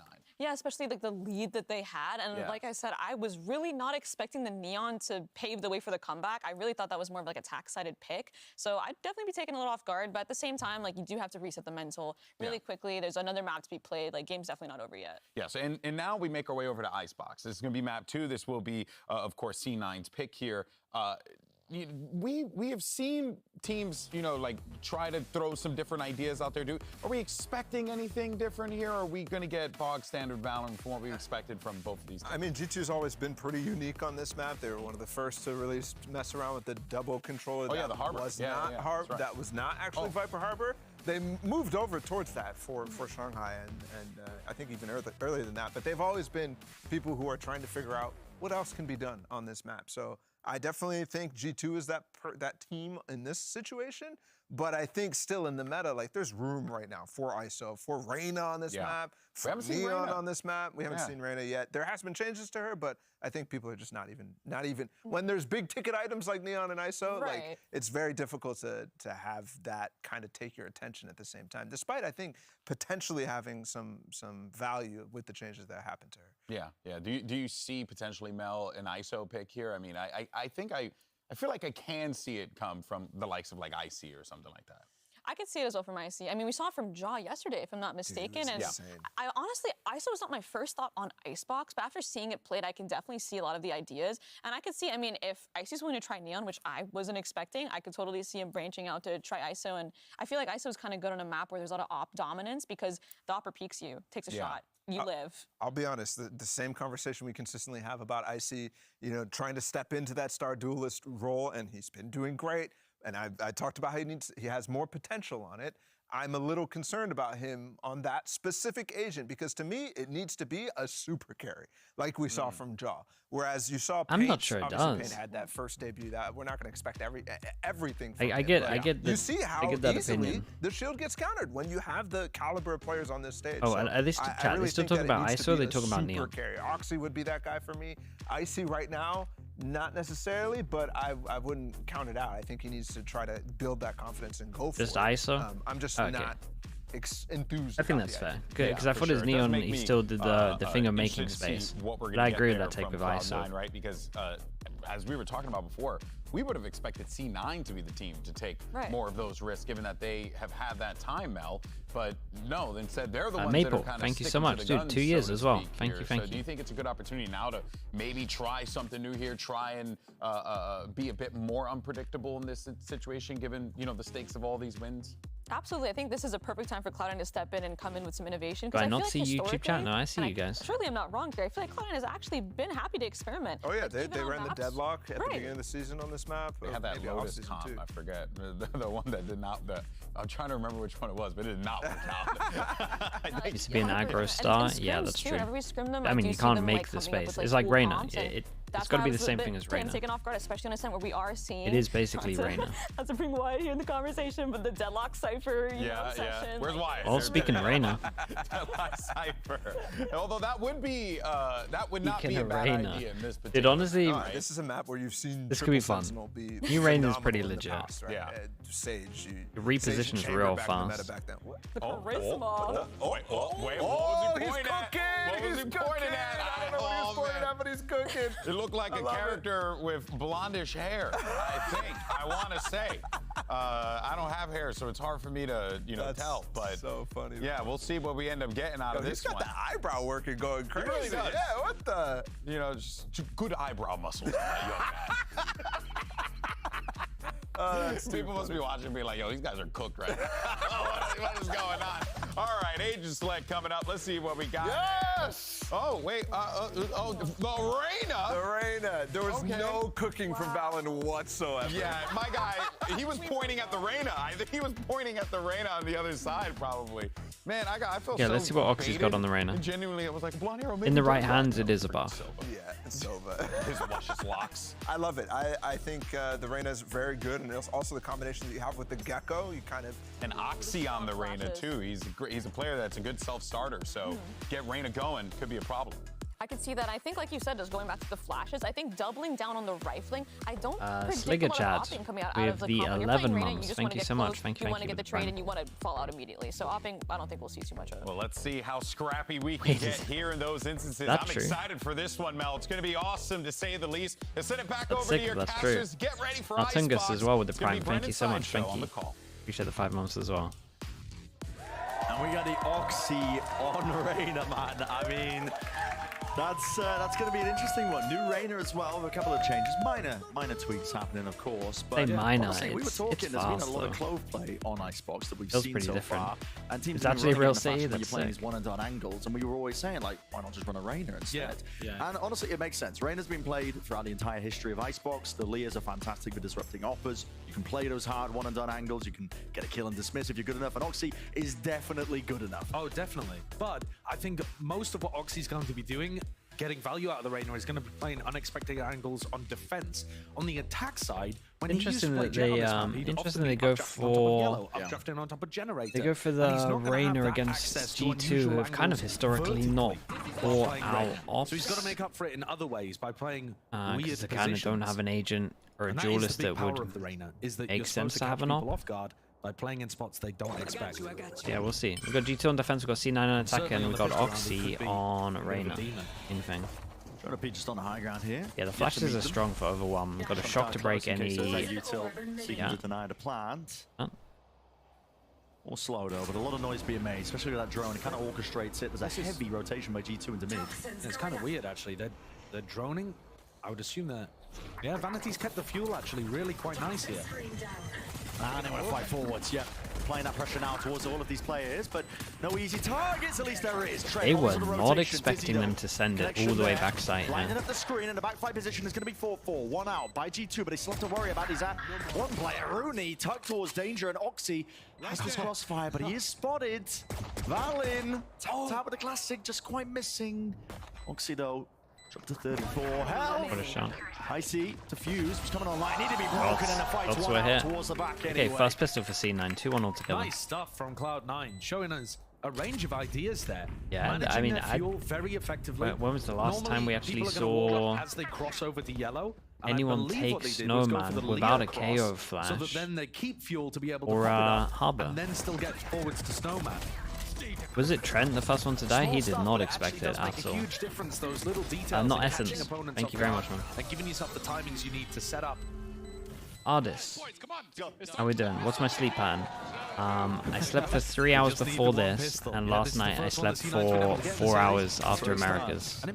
But together, it's kind of like we're getting the right amount. Not at just not at the same time. I get a normal sleep today though, so that's kind of sick. I felt like both teams definitely could. Yeah, all Shawanati, thank you so much. Thank you with the gifted as well. On the defensive side to that map, but here on Icebox, definitely looks like Cloud9 have some very cool ideas. Although Zephyr, that's not one of them. Overextends, yeah, and that might be handing over a slight gun. Not too sure if he did have one of the weapons in his hands or not. Oxy, given any free sight lines of any free kills here. There's no way you got banned from Ardis's chat, and you're not banned from my chat. Actually does cut away a lot of the common angles you would be trying to play for, and Oxy can't really spam with this one. Still with the Guardian, we'll get it along with the dismiss. Icy just tapping away at the defuse, trying to pull that util out of them. Tapping away with the rifles, finally getting the job done. Okay, some nice players getting the ults as well. The Rooney close to his ult. A little bit of damage done for sure for the G2. They should be happy with that one. And C9, they look like they want to brawl. In these post plants, they're not going to play super disciplined, sat back. Hello, Pansy as well. Hello. What's the reason to? It wouldn't really play into the Reyna pick. So instead, what a shot. Instead, they're going to be playing these aggressive spots. They're going to be trying to put pressure on G2. And I think the way that G2's composition works... Wait, Ardis, do you have mobs? G2 would like them or do you just let them run rampant? If you're playing a very passive post plant, then suddenly... You have mobs? Nah, dude. That's a crazy job for your chat. Zephyr's one away from getting thrashed. Exactly. Snowball's starting to accrue. Up and about now. How's the thrash? They let like 90% of things slides. I mean, yeah, otherwise you'd be a giant hypocrite. Almost there from Moose. Because you're saying, you're probably saying the 10% that would get them banned as well. Just about missing. Could have been a good timing there to try to go for the exec. You know that there was 2-3 players over towards mid. Zephyr may choose to use this thrash. What a shot! Opens it up. And not going to be peeking that again without any C9 had not made a whisper over towards green. Yeah. Just intrinsically. Yeah, so they insert one over towards B and they fish all through mid. Yeah, right through mid to clear it out. It is a cool idea, just in case there were players just trying to they clear all of this. Back in terms of the position. Plants online for them too, so Cloud9, it's a great idea for their bonus round. They pinch back a site with players and a fish. It's pretty sick. It's kind of like how people use the server drones sometimes in 4-1s. They can play with the mid players, right? Spamming. Not too much danger there. They've been doing good at insta breaking the cove. Maybe Leaf. I don't think there was any util, but maybe Leaf should have gone for that. Really try to get half. Collected, I think, into this moment with these shots, but yeah, the mid players can finally apply that pressure. The damage done in the kill time ran away from them. This is G2 that are going to be falling short. Very nice run from C9. I love what I saw. Beautiful work, honestly. Yeah, it was a cool round. They've put a lot of time into this. You can see why they've gone for this as their map. Dude uses Fischl and he's already 3 out of 7. Looking at the other side, G2's Icebox, they were winning in Americas. This composition looked pretty good for them.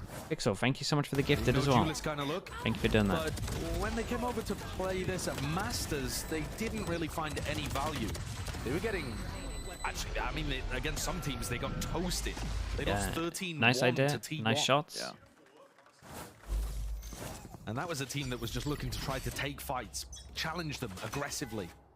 That's exactly Speaking of official, we've got Icy with his, but they're on eco, so only if they get a couple of kills. They are... Again, look at the disrespect. I mean, again, using the lead to cross forwards and past. Bro, Oxy's getting a lot of fast kills. In terms of the players there, Valen does get the one and still staying alive, but drone should clear him out of the position. He's got reinforcements with Trent, but the guns aren't really there. Still taking the swing. And attempt to defy. Again, doesn't have a rifle, only the Stinger. Cove to evacuate. And even pushes back up. This is unexpected. With the Cascade. He's going for it, man. He's just swinging. They're holding. I mean, I respect it when there's you're a little bit of damage. Like this, but I think C9 should still be able to handle what's being thrown at them. Bruni's low is actually doable for G2. Plan's finally there. Onside the Dizzy. You can't be letting this one slip, though. They're being plucked apart, man. At the seams. Yeah, no mollies as well. Just down to Moose now. Doesn't matter about the lack of weaponry because they got the man advantage. Spraying it through almost there. With the wow. Dude, the confidence of him there. Got very dangerous for a second. Certainly did. I can't believe he went for the insta swing after he got scanned. That would have been a bad one for C9 to let slip. At G2, with only 2 players left, Leaf and Trent, finding kills in spots where they're at long range with the Stinger jiggle peeking. It did not feel like they should have been favored. But there's so many angles that they could swing from. I think they caught the Cloud9 players a little off guard. Heading into another rifle round, that damage is going to keep the economy somewhat honest for C9, but it's still heading a little bit out of control. Yeah, they get a bit scared of being able to try get this. You know, he had the thrash on the bonus. Now he's gonna have to thrash on the everyone first clears so they round. can pick up the Dizzy. Just get these wins and we're gonna have Official again with this ult that's here. Want to make sure that no one's trying to punish it, so they drone close. This is very similar. G2 triple pushing down mid. Hunter's Fury. This is being used. Catching the backside player. 1 tag, 2 tags, enough to kill, man, onto the Viper. Kill. Jonah P. Drops down now, forced to take the spectator seat. And then keep getting the fast kills. Also left to simmer. Look at this pause. Just being inserted into the round by Cloud9. They're going to be waiting out the high tide. It fades away, waiting for the Viper fuel back online. So as soon as the wall's back up, now Two of the most disciplined, fundamentally sound teams for them to resolve why they're not one of my favorite teams as a coach. When they were setting up, and yet not aware. I mean, Vanity already pressed up, taking all that space. I think I didn't like their map pool before. Like, I hated their bind for a little bit. That was like a big reason why I didn't like them. You've got to be careful not to toss this one away. Previous round. Although I didn't like them, but Except takes a challenge against the bind was awful. And throws his life away. If Leaf won that, maybe there was a chance and a possibility, but yeah, maybe. At this point, 1v3, Vanity or Valen got to be thinking about giving this one up. Oxy on the hunt. He knows that the money's running short pre-fire. It was a mix of their bind being awful and Icy not really fragging that heavy until playoffs. I mean, the kills are valuable to some degree because it's going to keep C9 and Shanghai a little honest, but to be honest, the economy's going to be. When was their bind awful this year? Yeah, when they were running solo Euro. As close as map 1 was. Uneven halves for sure, but very close between the two teams. Both excelling on defense, struggling on attack, looking like they had good game plans. I mean, this map looks like Paper X on bind. outclassed. Yeah, when they switched to C9 have got Raze. Great change-ups of tempo, good ideas. They're playing aggressively on site, and G2 can't figure out where they are. I mean, look, there's no way that Icy expected Vanity to be in that kind of position. Yeah, even the side take there, I mean, the wall goes up, the plan goes down, and just baiting G2 into the setup. Yeah. And then they just drop the wall and fight together. Yeah, you can't deny wingman in a spot like that, because if you try to spam the wingman, they're on top of you already. Yep. So you have to take the fight and almost guarantee that you're playing a retake. And this G2 composition excels at retakes if they're given the space to do so. And one of the big reasons that we've seen them lose on this map is because they go up against teams who are willing to challenge them aggressively. People looking to push in post plants and deny space. I think this is going to be very difficult for G2 to figure out an answer for. Looks really refined from Cloud9. Rough start. Start for them, though, might be trying to fight over some of these orbs. because it's been very easy access over B. Not too much fight presence from G2 over B main. It's kind of difficult to fight over B main though when you have a no duelist composition. Yeah, and you're up against the Reyna. You could do some re-clear, you could do some re-clear fighting if you had Kayle Gecko, but with one Dizzy, are you going to be able to really put a lot of pressure onto the B main players? It's a hard ask. It is.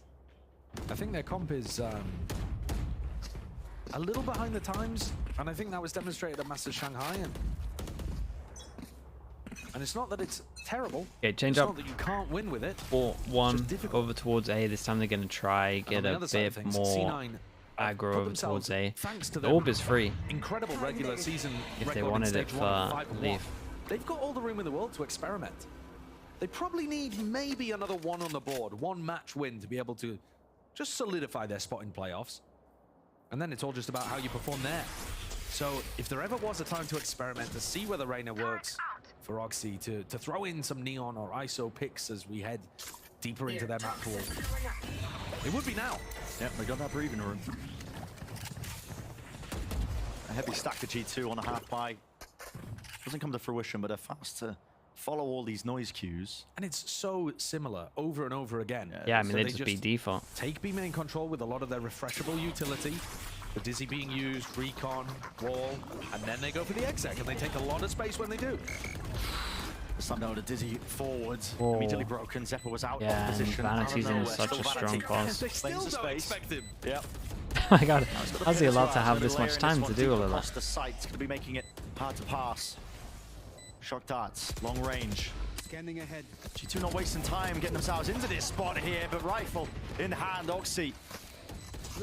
Already chewing them up. Right, let's see what G2 got for Byron. 1 HP to his name, so very little opportunity in Cloud9. Yeah, it's relatively unusual for teams to do this. Next one coming up is going to be like a lot. Normally it's a lot of A spams. They're doing like a 4-1. It's not like the ones even going to aggro towards A. They're pretty passive ones, waiting for a push, holding mid, holding A push. They could have used it round 5 if they needed to, didn't need to. And look, the way that Jonah P is still getting caught out, and the way that Silas, thank you so much. Silas 42 with the 10 months.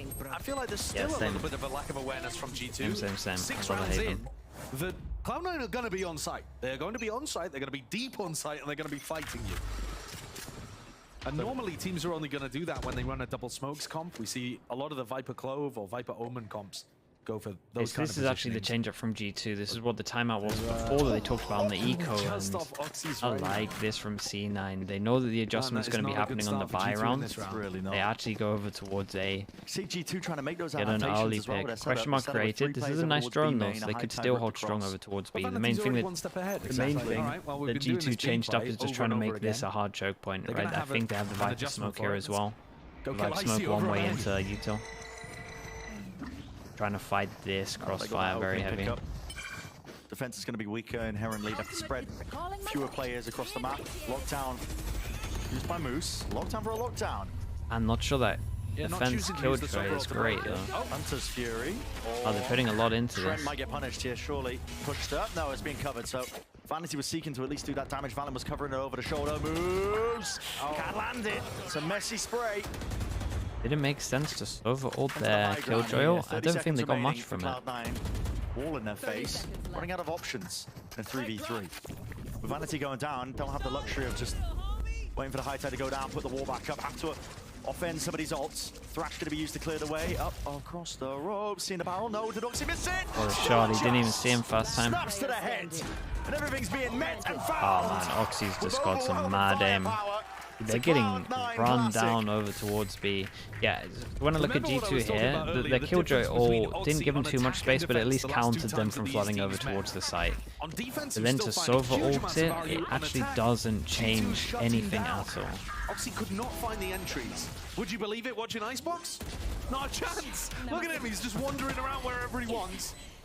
Finding pigs, left, right, and center in very unexpected positions. And that's the value of the Reyna. Because you can walk your way into that spot as other agents, but you're going 1-for-1. Yeah. With the Reyna, you get the kill, you're out. Your teammates can cover the retreat. Now they heavy send it over towards A when there were 3 people at the beginning from B. Look at this, against a halfway round, conditioned heavily over towards B. Really nice goal. Now they set their sights over towards A. Show me the 13-0. I mean, it's looking like it. So like it, man. G2 surely going to be able to win rounds here or there. Maybe a Thrifty would be a good one to get them started, but it almost feels like they're out of it already. Yeah. Oxy's forwards will get taken out. Shot from the Sheriff, but League not expecting it. Look at it, man! Can't fight over the backside control. Now what do they do? Yeah, and does G2 call a second timeout? I'm telling you, Cloud9. I don't think so. I think they wait. This one, and G2 are just not making those adjustments. Or maybe just the comp just can't do it. it. This is the round, the comp does struggle with it. This is the round right now. When Vanity gets into a rhythm like this, he destroys teams. When he's got a good feel of his team are having success and he knows what adjustments his opponent's going to make, he's always one step ahead. Look how he's predicting the adaptations that Vanity's making, and he's always finding the next layer to it. He's very good at staying in control when he's in control. Does he have some weaknesses with making the adjustments when things are struggling? Yeah, I would say so. But here, no issues whatsoever. Yeah, I'm close to hear that as well, and that's an insane pick. That is a official down for defense. Dude, Oxy is getting so many fast kills. It just feels like they're in the comms of G2. Yeah. Pre-fire again, same spot. Moose not able to collect it with the bullets, but again, that opening pickoff surely sets him up nicely. Moose as well is causing all sorts of chaos into mid. Finally traded, cleaned up. Vulnerable though, applied. Jonah P is steady. Can't quite land it, not with the aim. There's too much util just flying forwards.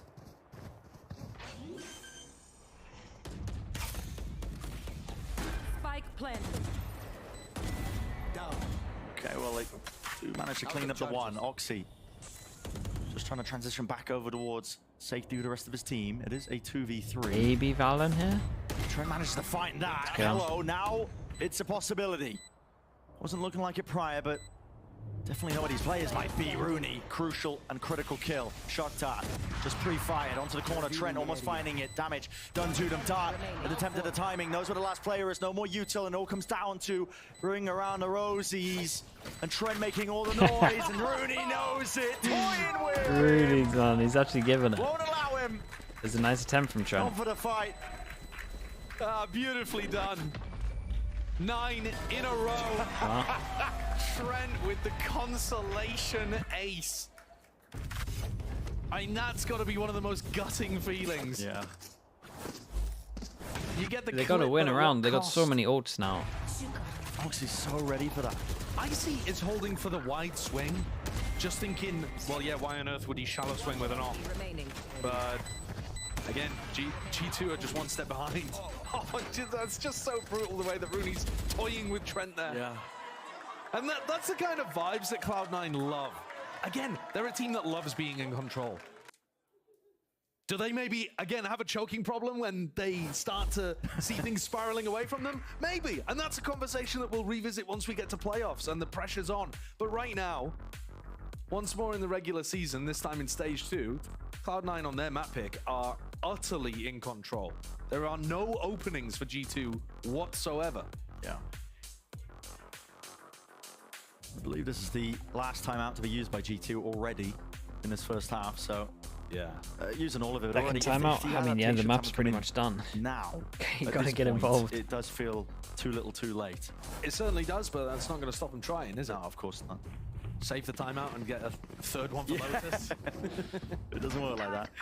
This should be a round. I mean, this should be the easiest round still. Just don't. Just stop peeking. They don't seem to. No one face until they get to this angle. So they're literally at this angle here. No one face over towards kitchen, where you're on the kitchen. Let them use util to get past the one way. Surely. You play anti-flash. You can swing out. You've got really nice spots. And instead they keep trying to fight Salty, thank you so much for the prime. Thank you for doing that. Welcome into the Slug Club. These are not good positions. Oh, Jonah P got insta tags from the recon. Jonah P with a pit. Started down. Obviously, we'll have to respect this. G2 have got some great ultimates here to go for some kind of retake strategy. Yeah, just use them all. Harbor ult into get one on the board. The Hunter's Fury is pretty fantastic. Silent jump up. No one's watching Belt for Jonah P. Right here. Slight blind spot for him, and he could get overwhelmed quite quickly. Look at how close they are to him. Drone, heard. Surely some util goes flying forward. Meanwhile, this is going on. We have a fish ult. It moves over towards middle. We had two people send it for him. Oxy is hitting a lot of shots. Of course, he's going to take these liberties. This guy. My guy's going to harbor and get swung on. Oh. Reckoning, Dizzy, a miss, a rebound here, and a fight forwards. Valen finally with a cleanup. Detainment, it's there with okay, fish ult getting too. We wanted to see him use all the ults. They literally use all of them. Rooney has one shock dart, that's it. 2v3. Grouping up together now. Laying this one. What a shot. Nice shot. Finally, okay. They get one on the board. Can't repeat it. Dreams of the 13-0 are dead. This is tragedy. Yeah, it's good ultimates there for G2. They use all three of them though, and that's the only round that they've been able to put that's on the only thing. It's like, and not only did they have to use the ults, but also Valen had to shut down every Oxy. Single Oxy there had forced a 1v1 that if he wins, that's probably the round again. This kill right here, a massive one for Valen to get, but they've struggled with it in every other round. 9-1. Is there any chance that Cloud9 are going to be worse on the defense side? I just don't think so with Oxy playing Reyna. I think there's so many ways that he can play Reyna and disrespect G2's utility. Yeah, it feels unlikely. Right, back to B, and this is G2's chance to see if they can hold down B, and the one way that they really needed missed, and it's not like it's the patch where you can pick up the smoke anymore. When it rains, it pours. But a stack of 3 players to meet this. Just like there. Might be exactly what G2 ordered. We'll find out. It's a Dizzy and a refight together. Surprised that nobody was really ready for it. But there's going to be the thrash, at least used. Detain, Jonah P, skipping and hopping around. It needs to be defended. This team should have its back. Rooney, precise. One bullet did it. Yeah, Rooney had shock darts as well that he could have tried to pop into Jonah. I don't think they realized quite how low Jonah P was. Yeah, I think multiple people did damage, so they don't know. They didn't type it, maybe. Maybe Rooney did the damage. Going that I really feel like this 2v4 might be winnable for C9. See whether G2 give them anything. Oh, hello. Oh. Is that going to be deep enough? Oh, just look good. Look close. Jonah P, 5 HP, 1 left to start. Hey, lovely shots. 2 in a row. So second round on the board. G2. Going for that reclear strategy over towards B. I was talking about the fact that with the KO Gecko, then that's a really good strat.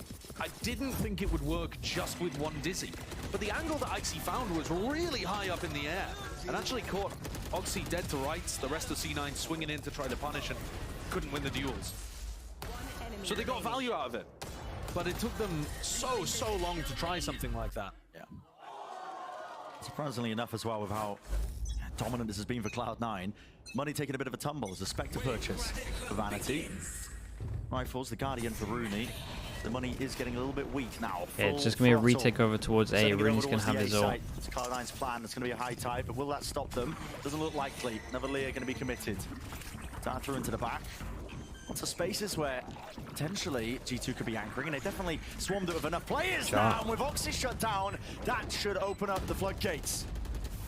G2 now surely feeling like they can play this into deeper positions, and again that weapon disadvantage. It's chaos. There's some low HPs here for the ult though. There's a lot of low HPs. 10, 40, 58. Oh, he's going to kill Wingman, but he's going to get a half. Look at that, Wingman already getting the half online. C9. 10-2 though. I mean, we've seen some 10-2s. A tragedy for Leaf. He did what he could. We've seen some 10-2s that go the other way. Slaps down G2's hopes.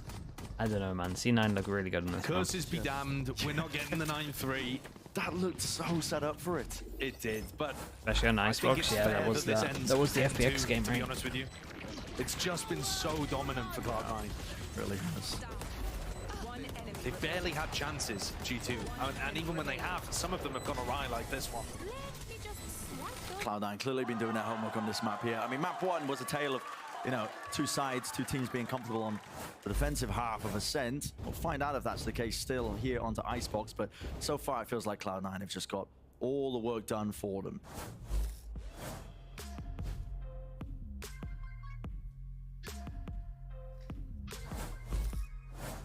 All right, so here we are, 10-2. G2 just getting shellacked on Icebox. It has been a rough one for them, and even Fancy said on stream that G2's Icebox is not good. Like, oh. You know, like the coordination, some elements that G2 are typically very walking the walk. Great effect, Mel. Not working out for them here. They're getting dismantled by Cloud9.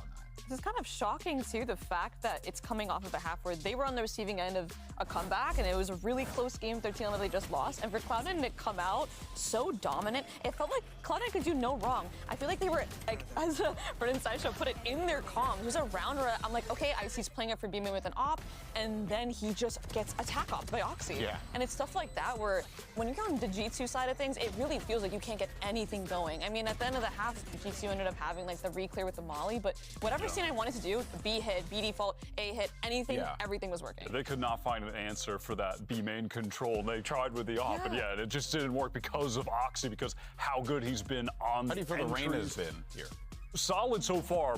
I'm excited to see it on the defense, though. I do think this new dismiss is secretly powerful. I think it's honestly being pretty underrated. So I'm looking forward to seeing the kind of positions that he can take now that the dismiss gets you more distance. Just because I think it's a little bit outdated on Haven at the moment. New positions that, you know, that's mostly because I would just use it in it. I just think that Neon's unreal and you should use a breach. Yeah, I mean, now the question on all of our minds is, how does G2 find their way back into this one? Can they even find their way back into this? It's going to be a difficult climb back to the top here. Cloud9 pretty much on the precipice of being able to force this map 3. Let's send it back over to the casters. Yeah, not really too much to say, is there? I mean, Cloud9, obviously this pistol round going to be defining whether or not we're heading all the way over to Lotus early, or do you believe in the comeback? I mean, it's no. I don't even want to call it. Yeah, it's just been pure brilliance from Cloud9 start to finish. Let's see if it's mirrored on their defensive. Hello, my name is pronounced V, like the letter. I feel like Oxy okay, should be even better V6.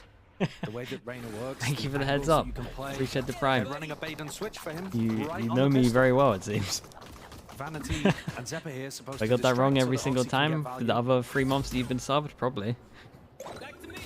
Holding this up. Okay, let's see if Pistol Kings can be the Pistol Kings. It's 2-1, 1-0 on this map. Want to clear out these players, I believe they didn't Said spot it many times wrong. Yeah, sounds about right. Oh, he gets 3. Okay, V, thank you so much. Okay, so brings it down to a 2-on-2 though. That's a big the free site. Go for the A-lurks, and he's finally going to be rewarded. And he decides to go Heaven. Does Rooney expect that's him? Huge. Opens up the site, actually gives them an opportunity there. Goes right side, doesn't overpeak. That Moose should have been playing that a little and he has a little pocket that he can hide at the top here. To be given to Leaf, and he's got himself into another position, looking to try to win the round out. Basically, right here with this swing. Yeah, I'm shot at. Knew he was going to go for the recons. The swings him. Alarm bot and then plays together. Leaf's a beast. Vanity. Alarm bot alerting his position. Already playing this one so nicely. G2 not willing to really give anything away. If Vanity can try and catch this timing. Valen is looking in multiple directions. I believe spotted, yes, just ever so slightly shot through the box, but Leaf with the wraparound eventually big there. round for Leaf. Okay, 3-1 for Pistol, and maybe. So C9 get the first pistol round and G2 respond with the other.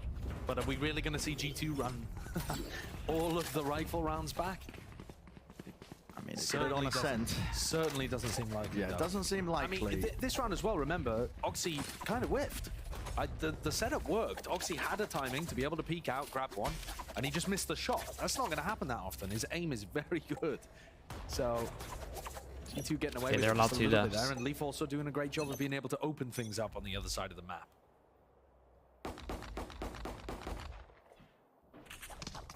Same setup here. Going to be using the wingman. Push the back. I believe spotted Oxy, even though it was broken. G2. They know that the push is coming, man. I mean, they're up against Nico around, and Jonapi's just holding forward at that slightest of off angles. Good awareness. Yeah. One of the interesting things about G2 at Shanghai was that they frequently were finding themselves just getting dominated on one map in a BO3 and then still winning anyway. Usually it was the first one, if memory serves correctly. You're gonna have free that was the sight. narrative going around, right? But I think it's a similar kind of thing to this, in the sense still here as well, right? it didn't knock them around, right? If you're trying to learn anything from that kind of pattern, it would just be that they're not going to dwell on losses. So even if C9 very cleanly closed this out with like 13-4 scoreline or something, I think G2 are going to be good enough to be able to reset for Lotus. I completely agree with that. On the other side, though, another thing that you could point to is that they weren't able to make comebacks happen because they did get blown out on maps. Like, for example, the 13-1 against T1. But this is, you know, it's weird to think about it, but G2 are one of far our, away. you know, most experienced they allow Valen to hunt rosters at this point. Yeah. I still think of them as, you know, this guard duo that was new to Reykjavik and didn't quite make their mark on an international stage, but the amount of experience they've built up now, just in Tier 2. Valen's in for keeping the stinger on the bonus. The deepest run out of all the teams from the Americas. Absolutely. They've been to 2 international events, placed on the podium in the most recent, and they had the experience to win in Ascension. Yeah. They are giving it to Leaf. I mean, Leaf was giving it to Vanity. Yeah, Leaf was giving it to Vanity. So, you know, it's all getting them back. It's brutal when that kind of stuff happens. The children have to split their time. They spend the weekends with Leaf. Yeah. That's a long-range duel. Yeah, okay. But Rifle's back online. If there's any hope of a comeback happening, it would have to start here. Bonus round conversion. Do you start believing? No. No. Damn, not even with a bonus. Ask me again 5 rounds from now. I'll keep trying to pull it out of you. Yeah, no. But I think it's less to do with what the scoreline actually is and more if it looks like G2 have got a really good idea of what to do on their attack side. This composition's got really big ultimates to play around, but they're not going to be active all the time, so it's, you know, difficult to get that old cycle working for you. Yeah. Like this, though. They got no duelist, nothing to get past this and make this hard choke point. And Zeppa's kind of doing what I wanted to see G2 do. Zeppa's going to be forced out of position here from this. Look at the spam and the play damage. harder over towards back yellow, make them use loads of util. Trying to provide that covering fire. Meanwhile, Oxy glued to his position. And they kind of just got to wait for the second wave. Not giving them an opportunity to go back over towards A, but it also means that he might be out of this round completely. Are they relying on Leaf to potentially get something done? I don't want to go for the committal, but it does reveal his position there with a nanoswarm being thrown. Yeah, I mean, Oxy has this, right? Oxy, yeah, on point. Timing was kind of given essentially to him here, and now Cloud9 can stack this one freely, knowing that Leaf has been caught out of the mix, out of the picture. Vanity inside that cove, make sure that he just really asserts himself in that Well, he position. doesn't reach wingman, so they get the plant, but 2v4, 2v5? They've got all the weaponry available. And still here for G2. Yeah, it's kind of about damage. Jonah P. But this Jonah P has one of those rounds. Still, he's going to have to take a few more risks, I think, to make this one possible. Leah in his face. Blinded. Oh, no. Jonah P. Surely don't do this to him. The professor at work. Score might be in session, but still it's a 1v2. It's a lot to overcome. Just the foots peeking out over the edge, dropping down. Okay, dude, actually thought he might do it. Good damage, though. Really good damage. It actually does matter. The shot. Great effort from Jonah P, who was fantastic throughout Shanghai, especially at the beginning of that event. But too little, too late, and C9 still overcome. Oxy does such a great job there of not, you know, overthinking things and not so much overthinking, but rotating to want to be part of the action, I think, is a very common flaw of duelists. Oh, I've got to go where they're going. And instead, just holds his time, super patient, rewarded for that patience. And allows his team to focus on the B hit when it comes through. And good awareness from Vanity as well, gets inside the cove, dominates that space so that Valen can't make a play. Revealing area. Again, just showcasing that C9 are so far ahead of what G2 are doing. They know that Leaf loves they've been in control the whole time. It's just nice as well. Aggressive on that Traction over towards the floor as well with the picking up of the orb. This is the one, man. I can't remember the team that used to do this all the time when they had a Sova ult, push aggro here, and if they weren't here, they would reactively just ult down this lane. Everybody else over towards B. Yeah, it's so strong. So, it was someone in Pacific that used to do it. Of exactly where the G2 players are positioned. It's such a too easy for them at the moment. Such a strong ult.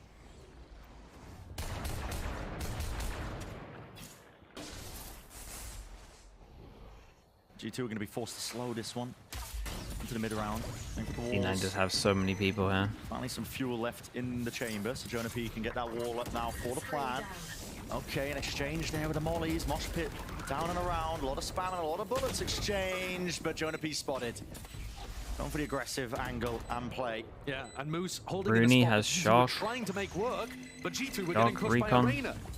Moose doesn't have to worry about that. Cascade there. A lot of damage onto these players. Okay, Valen's the only one that can do something here, really. That wingman, I see, gets it, but half onto the defuse is being defended almost fully, entirely. 12 rounds. Yeah, they're annihilated on this map, holy. One more step is all they need to take to get 8 chances for them to do it. This is looking dangerous for any future opponents of Cloud9. Icebox looks There's a mid version, yeah, there's a couple of versions. They've got solid ideas, good understanding go of what here, their you talk opponents about are going this to try to do. I'd like to see them go up against a team with a more like fresh Sasha? I don't think so. G2's needs adjusting. And they tried to do that in the middle of Masters, but they just didn't find anything they really liked. Yeah. They tried running the Sage for a bit, and they're like, nah, it doesn't really work. And G2 are just facing that reality that comes with, you know, you play at these international events, guess what? Cloud9 weren't spending 2 months just twiddling their thumbs, but There's we might so see many people dueling here that they might not think Stepper's up. Now he's one way position. Yeah, he's got his knife out. Tagged up by the drone, still just oscillating. Oh, it was a nice tag. It's G2. It's sure. Okay, G2 gonna win this one. Get away, but you can escape it. Thrash hunting just down the IGL with Vanity falling. It's a gap in the smoke, not enough for Rooney to play around. Everybody falls. Thanks, little man. Moose forced to save here. There's really no chance in hell that he's going to go for it. No, I mean, there's no shot whatsoever. Zeppa's also only got 200 credits, so saving a weapon here is useful. Vanity was scrambling in that spot. He's giggling as he got caught by the Thrash. He's recon darted Thrash, desperately trying to backpedal in that situation. But some important duels there, won by G2. They were holding, ready for C9 to go for the swings, punishing them. It's going to be important, but it would have to be, you know, another 7 in a row. Yeah, you don't believe yet, do you? No, I don't need to ask the question yet? No, you don't need to ask the question whatsoever. Okay. But wait a little bit. No, you don't have to wait.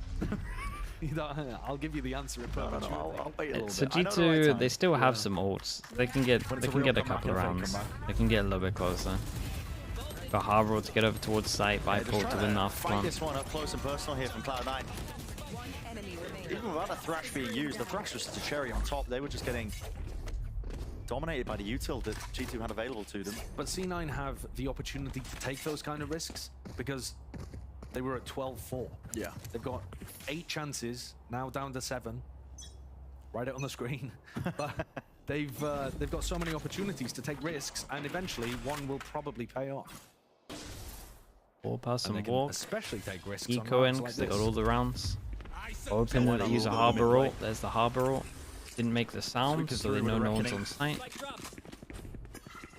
No golden beams of light pointing towards any player, so they know the site is entirely cleared out. They will be able to save some util for the post. Leave for the plan.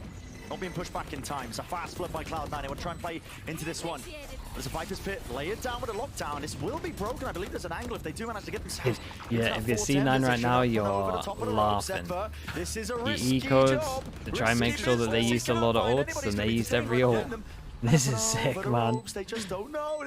They're not going to think he's here. Yeah, they won't think he's here at all. Just, oh my goodness.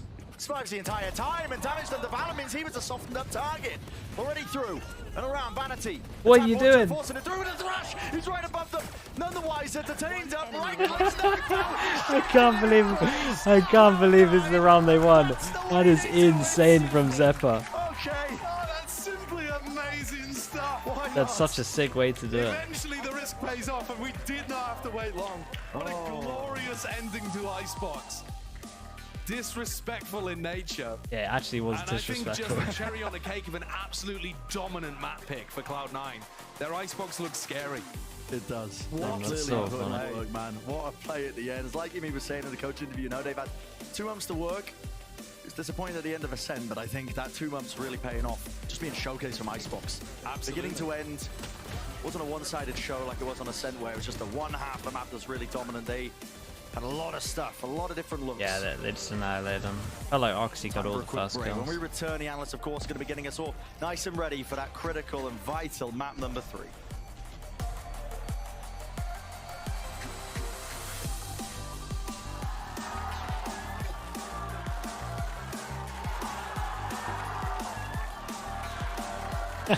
Dude, this guy's like, wait, what? Actually sums up the last round so much. That's thick. Okay, I'm going to spam some ads. Be back in a little bit.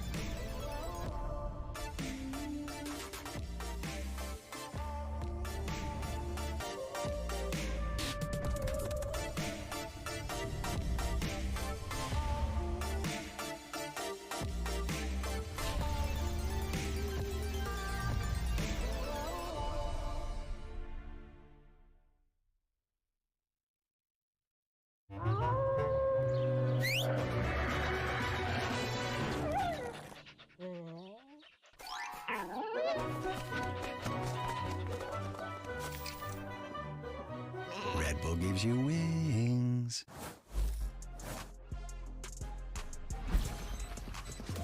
Valen feeling some of the pressure. They swing into him. He gets 3 on the round. Has that support from Zeppa close range. No you till the half out. So this allows Oxy to pop off. Cloud9 come back with a vengeance, and they're able to pick up that second map win, and now they'll enjoy some delicious potassium. All right, folks, you are back here at the desk with GB, Mel, Wyatt, and Bala as we break down what we've seen so far. And what we saw was Cloud9 just absolutely trouncing G2 round after round. And Bala, it really did feel like G2 just did not have an answer at all. Yeah, I mean, we've kind of seen this situation for G2 before. They've gotten stomped on maps like this. Yeah. I actually T1 at Shanghai in one of their opening games. They got demolished 13-1 on this one. So it's a map that they've been struggling with. They've had highs and lows, and this one definitely, unfortunately, was a big low. Yeah, it's interesting too because back in stage 1, this was their go-to pick for many weeks in a row. Yeah. They were rolling teams on it. Leaf was a beast playing KJ on this map. His stats were out of control. He was getting almost a kill per round. And then at some point, I think it was a loss against Loud, things just completely changed for them. They have not been able to find a remedy to, you know, this fallen map for them. Yes. I know, man. Loud, you know, they'll rattle your brain clearly there. But, you know, you can see the results as they play out for themselves, 13-5. And really, I think what boils down in this game from what I saw was, you know, yes, you had some heroic moments from, you know, like the likes of Valen. You had some decent moments from Jonah P. Leaf even had some moments there. But that's really what it was, Mel. It was just a collection of moments from G2 scrambling by to try and find success anywhere they could. C9 had a plan of attack, and they played it to perfection, excuse me. And I also want to highlight for Cloud9 that we always talk about the Oxy, like superstar effect, take over.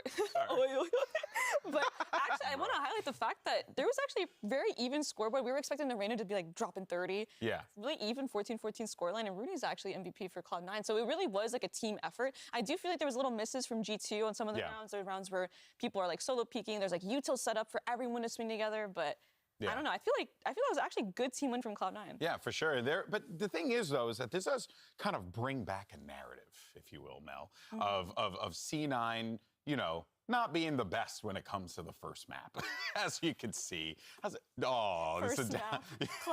So that's not a disagree. You're just, you know, it's just down. So sad. The stocks are low. But now C9 wins map 2.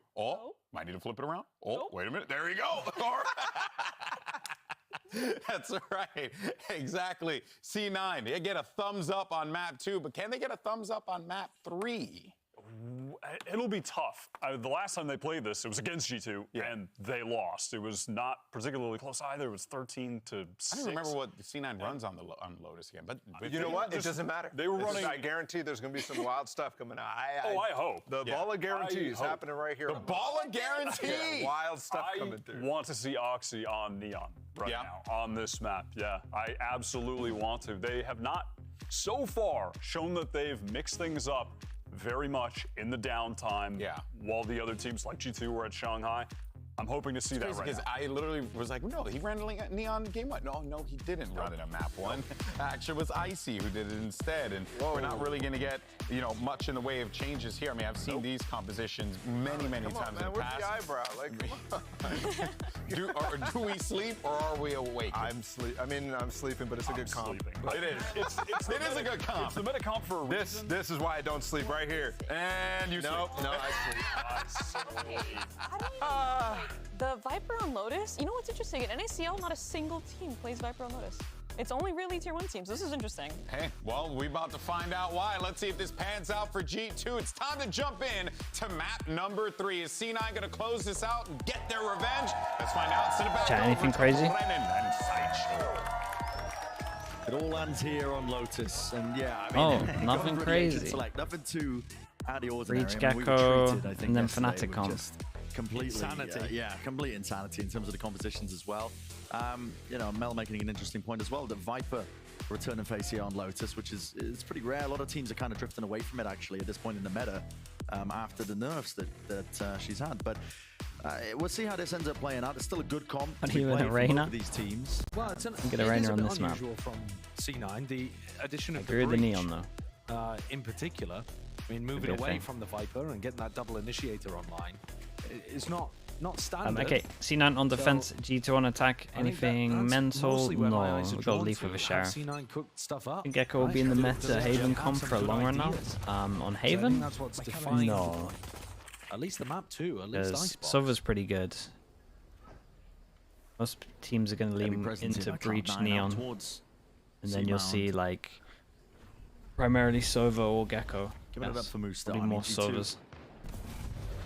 We know the style of this team, how they like to play. Chances, Moose, almost punished. Way out of the real chance of him potentially getting picked off, but Once more, they just group C9 going for more info trips than anything. Sure that they put Leaf into that 4 position over towards Mound. Potentially give it up on Jonah P. That is a nasty one. Holy. Yeah, that's great. Yeah. Nobody home The info trips means they can 4-pass and stack, and they were wanting to just get info over towards A, but that is an insane shot. Just the fact that Zeppa was jiggling like that might give them some indication that there's only max 1 player left. C9 really thought that this was a re-hit over towards C, and now they're starting to scramble. But we can see that it's ending B as well. So C9, the defensive rotation's getting pulled all over the place very early on because of Valen's calling. 30 seconds left. Clearance into the corner there with a trip broken 2. Paranoia, not wasting any time with it. It's already sent flying by Vanity. That Omen flash on defense hit 3. Away, but the call is made by Cloud9. They have swarmed straight over the position. Oxy. He's definitely done enough here with 3 kills into the round. Time is running short for him. It's a weird situation. An 8 rebounds, but it's only going to be preventing Jonah P from really pushing forwards. Who is going to be finally getting this plant down? Hold. Jonah P just needs to land this one. He's just walked it out entirely. And there is the face. Adjustment keeping up with their pistol dominance. Why has Oxy thrown his nade before they tap? He could have used that. There was like 10 seconds left on the time. He could have used that to deny the plant, surely. That was a bizarre one. I was just about to say, Oxy's done such a great job at getting a second nade online here. He can win this round. And then it just kind of gifted them an opportunity to get a free plant down. I think we're going to see this a lot, though. C9 flood defend into B. It was what they, in my opinion, were the best at on Lotus. Was putting pressure onto the B plant and then execing straight into the retake. Yeah. And Oxy is the biggest reason for that, because he's fearless. This time, though, doesn't quite work out. C9 one sheriff gets the kills, gets a little bit of extra money. So one sheriff. Single pistol, 1 for Cloud9. Correct on pistols. G2 just aiming to sniff out if Cloud9 are stacked with any bodies. Wait, it was that they are. It was Vanity, right? In chat during Shanghai, saying that they played G2. You have your 4 players. They played G2 and Prac, and they lost like 0 out of 10 pistols or something crazy. And then you're just gonna have Leaf kind of walk closer and closer over towards they lost every pistol against them. And if Leaf doesn't see anything, then you can go back to him. And if he gets punished, that's fine. Then you know where the stack is, and you can commit over towards A. Oh, now it's happening in real time in an official. At least they got 1. So if he does maybe they're happy they got 1. Slightly more aggressive at lurk play. You're not really losing anything. You're not giving a weapon over to your opponent. So all well and good, Josh, but I sleep. 30 seconds. Yeah, I sleep when the team makes the optimal decision and stacks the side on the eco. Well, there's 3 people that are allowed to hunt. With how G2 have been playing it, they don't normally commit the stinger to hunt. There should be 2 people that get to hunt here. People love Oxy pick Reyna, run at them. You know, so it's just the way that G2 like to play. They've got a fundamental understanding of the game. Yeah. And I think it's all come kind of top down from the way that Josh RT has been coaching Valen and the way that Valen thinks about it. Leaf caught with a stun there, but didn't hand over a weapon. Exactly. It's not the biggest deal in the world. C9 are going to be able to go down to Spike. Now that should be. As he's sticking. Holy, that one got. All good. All good. All good. All good. So that's the reason that you Oh, played in that spot. a little bit close. You have a headshot angle. But or use a gun, whichever. Squeaky bum time. Did get close. Leaf with the outlaw purchase. A bit of a preview. There's a classic we haven't seen too much of. And so honestly, rife for punishment. The amount of teams that have just been really stretching the economy, going for half armor purchases. It's been a lot of them so far in Americas. You're seeing 2 online right there. Good attempt at the circle. Fantastic circle. I was going to say, was that circle? Stay focused. No. It's live as 3 actually now. Oh no, 2. No, still 2, but different players. Okay. Yeah, Oxy tags 1 bullet. Too much more damage being applied. Valen is forwards now with the horn. Whoa, the swing with the fade out is kind of nice though. Lovely trades on this. Yeah, hold up.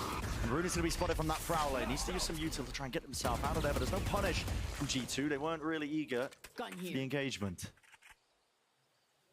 You'd think the C9 should be favored in these kind of rubble fights, considering that they have the breach, but not quite working out for them here. That's a lot of damage, though. Huge damage onto Moose and Rooney. I mean, just carved his way right through them, but no kill to be found. Still on a single digits of HP.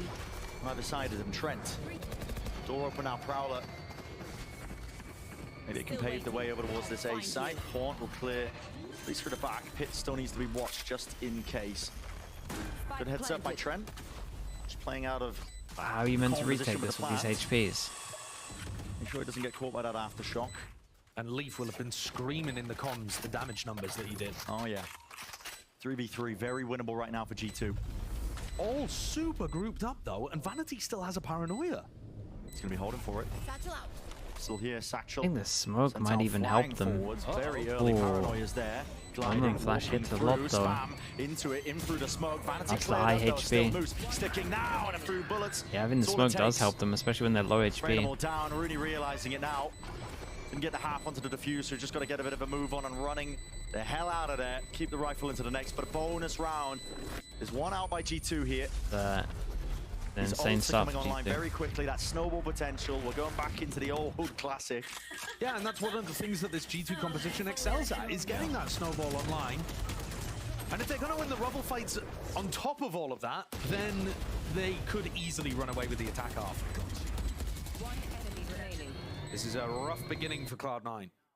And Imi frustrated. It's another pistol and another bonus that they've given up.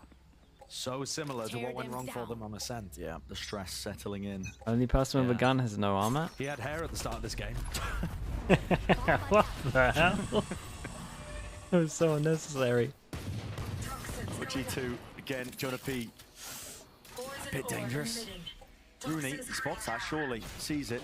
They can't quite take the fight, at least without dropping down. It's making a lot of noise. Jonah P even hear this one. Dizzy, pre-aimed and fired forwards. Now with a showstop, Oxy wants to send this! Bloody hell, Icy.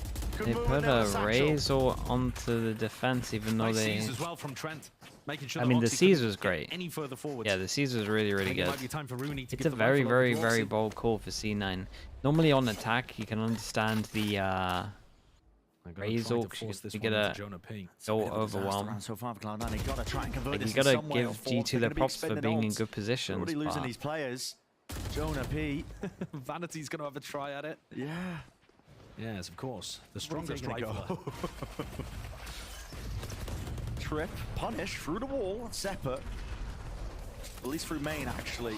Stand corrected, out through the smokes once more. That's a deep push by Leap, and being punished is Vanity. He actually did a good amount of damage here though. 27 seconds left. Spike still needs to yeah, go and this down nade here. might be giant. Flying forwards now with a mosh oh, I don't know if they needed to stack to him. deny this one with only 20 seconds left. There's definite opportunities, but a Dizzy. It's going to be aimed. Snap 2, broken. No flash there for them. The mosh into then wait into nades could have been unbelievable, but looks like it doesn't matter. Yeah, and they managed to pick up 2 extra guns on top of this. I think Vanity did really good damage in the end here. Fell to Ziz. Eppa got the first kill, or Moose? Absolutely. That's a huge one to get Cloud9 back into it. All of the frustration that was on Emi's face, I think he'll be super happy about this one. Yeah, nice movement though. The opening parts of the round didn't look great. But Vanity managed to find his way in here, throw a nice smoke. And then Cloud9 went for another one of those flood defenses that were working really nicely on Ascent. We've already seen one almost work on B. Doing a good job, and Cloud9 gets the Outlaw out. The time only 2 people that he can one-shot. Pre-fire almost took Jonah P out.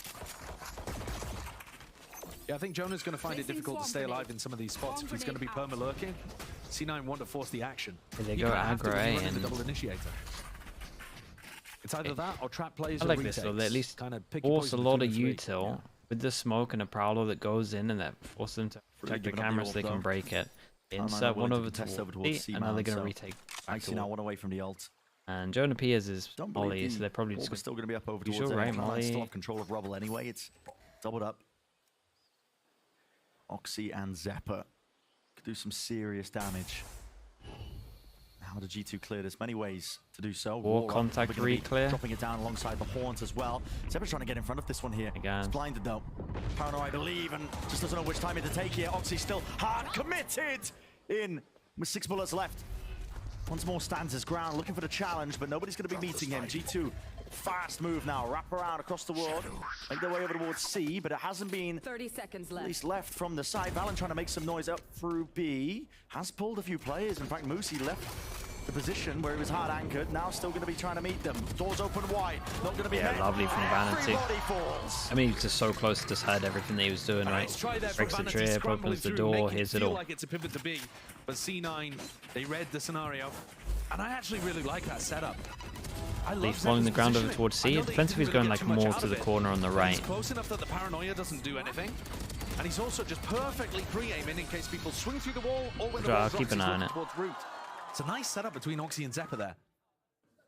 And Oxy, as usual, he's good for it. He's 8-2, top of the scoreboard right now. Popping up, it's a nice recovery. Force them down to eco. They got 2 ults. They want to use it. They could use their own Razor and an eco. Yeah. Not opting for the rubble fight anymore, Cloud9. No, but it's my pay G2 win.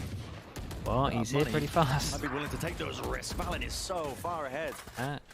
Rooney will take that all day. Rooney back with a reposition. I think they're gambling there that it's probably the Cypher setup over towards A. And a double hold, Oxy! Yeah. I mean, is that one even intentional?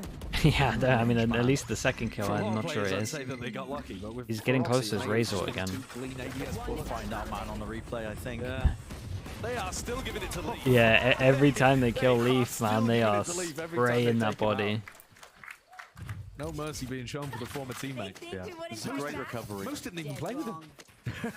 You don't know him like that. Yeah, he's just joining in on the fun. G2 with a timeout. Important time for it, I think, as well, when Cloud9 have started to it was. Find their footing. It's just disgusting. It was a lovely Was it ever in doubt? reset. Was it ever in doubt with Yeah, Oxy? that is. He's so sharp with it. Yeah. 11-2.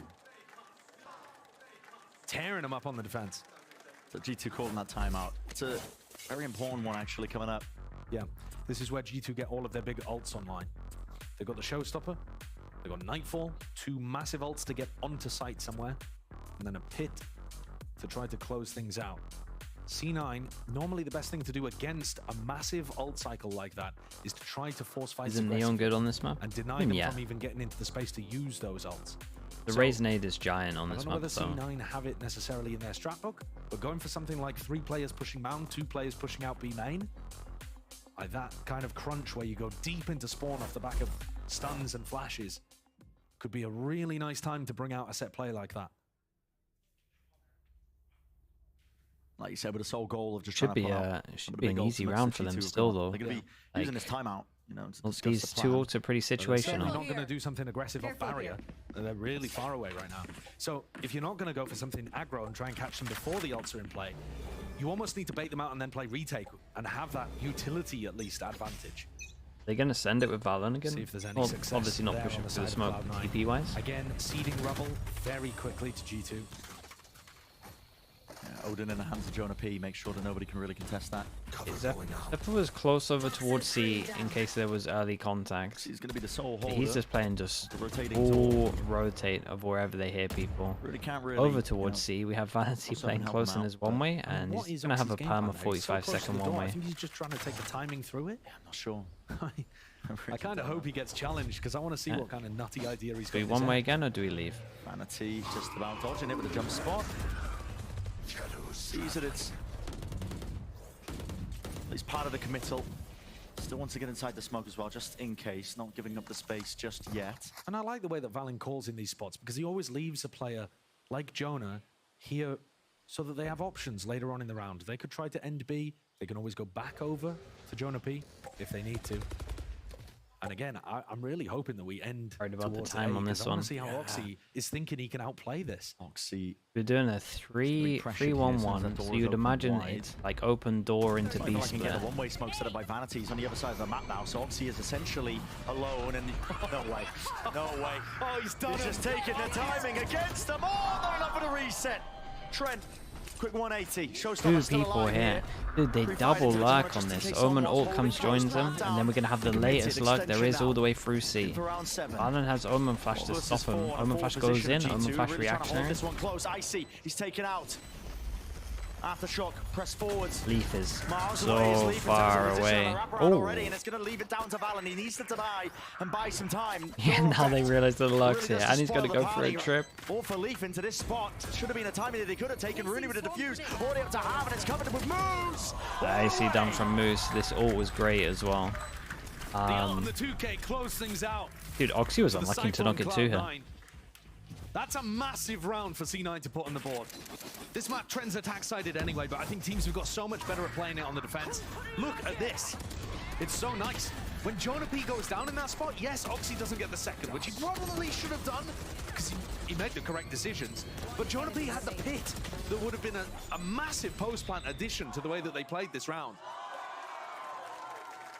And then Leaf off miles away. 1 and 7, bottom of the scoreboard as well. Struggling to find his impact. Wyatt was talking about it on the desk. He's been amazing for them. Dude, Chen put his all into this round. He's nearly got another. Putting up with the kill, KPR double kill. In a lot of his moments on one more Killjoy, kill and then a death, right? He's not finding it right now. No, struggling. And against his former team. I like this. Dude, we're seeing a lot more ideas with the there's not going to be any players with the Cypher at the moment. I've seen a lot more cameras over towards here, getting info into Odin, and I'm seeing like aggro cameras at the beginning as well. That's nice because it felt so stale. Some of the stuff I was seeing with Cypher. I just felt like I was seeing Cypher perma-C and nothing. But actually over towards A, I felt like Cypher info with Odin is insane. So this is just going to get full value. C9 yeah, and they got Fisher, they got Razor to retake. They say Razor to retake, Razor's on the flank. With an outlaw. Sitting pretty. This is going to get messy. Gives them that cover and fire, and it's going to get very messy. Dizzy clears one way of things. Leaf is in a really strong pose. Around occurring. That is Oxy off onto the flank. Not being watched by Leaf here, but again, there's so many opportunities for this to go this way, that way, any sort of direction. 30 seconds left. It's on a coin flip almost. Showstopper now. Let loose into the hands of Oxy. Can he find anything? Players forwards now! And a direct hit will drop him. Oh. Still, bullets landing. Oxy left to do it all. And a 1v2 and a half armor might make that difference. Oh no. Rebounds. Still with a plant down. Shorty in hand. Yeah, he knows he's 5 HP. Available. It's rampant across the board, but he knows the damage has been done anyway to Icy. Oh my god, it's insane. Up over the top, just did not spot crowds. Icy round. And round we go with a timing. Oxy who finds it. It rose 15 to 3. So much pressure in that situation. They barely got the plant down. Yeah, I thought the plant was down, to be honest with you. Oxy's favored in that kind of situation because he just has such great info about where everybody is. Icy's stuck, just trying to put the spike in the ground. Putting down that pit before the spike goes down, and instantly C9 applying pressure. Beautiful decision as well to take out the shorty towards the end.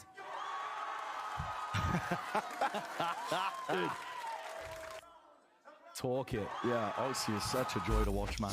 This is now 5 rounds in a row for Cloud9.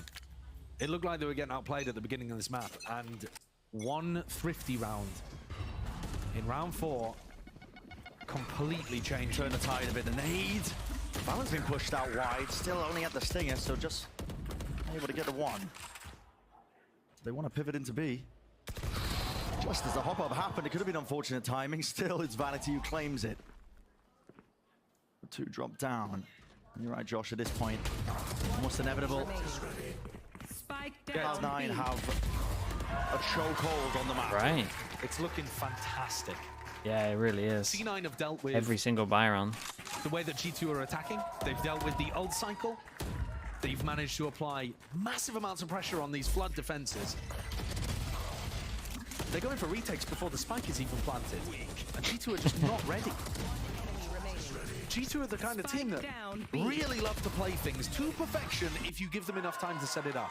They like to play the slower attack sides. They like everybody placed in optimal positions. And when you push them, when you pressure them, they can't get into those spots. And that's where C9 driving the wedge into those cracks. That is committed by Vanity. Vanity's way out in the out dueling Leaf at the moment. Fight, but with him dropping Leaf now, again, the options are removed from G2. They are bullying Leaf. Playing like that, it's aggressive from Leaf. I think he's relying on his skill, which usually is great for him. But today, he just can't find it. and the C9 players are dominant. They gotta do something together that's gonna outchill. Slight peek by Trent. Was connected onto the backside player. Trouble is, can you get the plant down still? Trent gets a plant, he gets his ult. Slide across, but it's going to be spotted out. Rolling Thunder, though. Not going to be allowing them to get that easy plant. They don't want him to have it. Connection now, Aftershock. Offloaded with it. Flashes crossing the way. This is going to be pre-fight, though. No one can be caught by it. And G2 make the call to just try and stand and deliver. The fight is taken. Showstopper Rocket denied. Off the ult, but he had so much damage done to him. And wasted, but G2, all the resources just running out for them. Ah, man, it's looking desperate for G2. For Cloud9 here. And all of it turned on a Thrifty right at the beginning. Desperation time for G2. Looking like they want to force into this one with light armor across the board. They really thought that this one was winnable. And I think it could have been. Icy had a chance there at getting things down into a 1v1. These early fights are going so well for Cloud9. Vanity's going to try to take another. That is brave. That is so bold. I don't think Vanity would do that, except that they've won 7 rounds in a row. Yeah, for sure. So a little bit of sloppiness will get G2 back in. Forwards, you can hear many footsteps. Leaf is going to be worried about this one. He loves to play, He has been known to play it before, and now, finally, oh, I guess that's makes why, his mark man. on the server with 2 dropping, or he's finally picked up. Rooney's left alone now. Okay, this is their first buy round since the bonus. Multitude of positions. At his back as well. Jonah P just a bit of patience there. Would have worked out either way still. Moose popped up onto the half wall. And now tethered into place. That is a 4th round for G2. Maybe just one more on the board. You can see a possibility in a world that they can bring this back despite the dominance that we've seen of Cloud9. If there are no reward for G2 for making third in Shanghai, prize money, that's it. Then yeah. And at that point, Cloud9, I think, will feel cheated because they are in control, playing phenomenally map 2 and map 3. You get a disadvantage coming into split 2, but you get some prize money. They're going to be kicking themselves. C9 would love another here. Depends what you want. G2 get a pistol. They're still depends how you look at it, really. Fairly sizable lead in the next half. Oxy's got an ult here that's fantastic to use. Thrash on Zephyr. So many tools at their disposal. Again, Vanity, though, taking a really aggro position. He's got the operator on a crack, hoping that Leaf will just run into this. Pure mind games. Maybe reading into the fact that he's got a good understanding of how his former teammate plays, and the fact that Leaf is trending more aggressive. Oh, he's come off the angle to throw a smoke. In the danger zone for this one. But still lands the shot. Oh, he's inside his head. Yeah, he's got backup gun as well. It's always on Leaf. No trade in sight there from Jonah P. First kill advantage for Cloud9. It's got to be full, I mean, through the roof, surely. But in a lot of these engagements. Dominating aggro B. And Oxy, the perfect tool for the job. As soon as it's down on top of that. He just waited for him to land. Thought he could outplay it.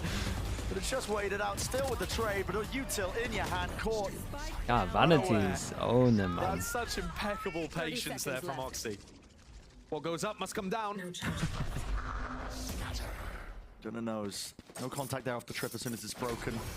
Regrouping together, but this is Cloud9. And it's got a retake set up. Players left alive versus the 2 of G2. I like this passive trip top C to see if they ever go and push all the way towards heaven. It's nice info. Got a camera they can check as well. Check it. They know the one's planting, one's close. Alan and win the round with the flash. So the paranoia sends it off early here. You can hear that. Yeah, he thought the fish was going heaven. Oh my god. Zephyr knew he was going to take the timing in the smoke. No world.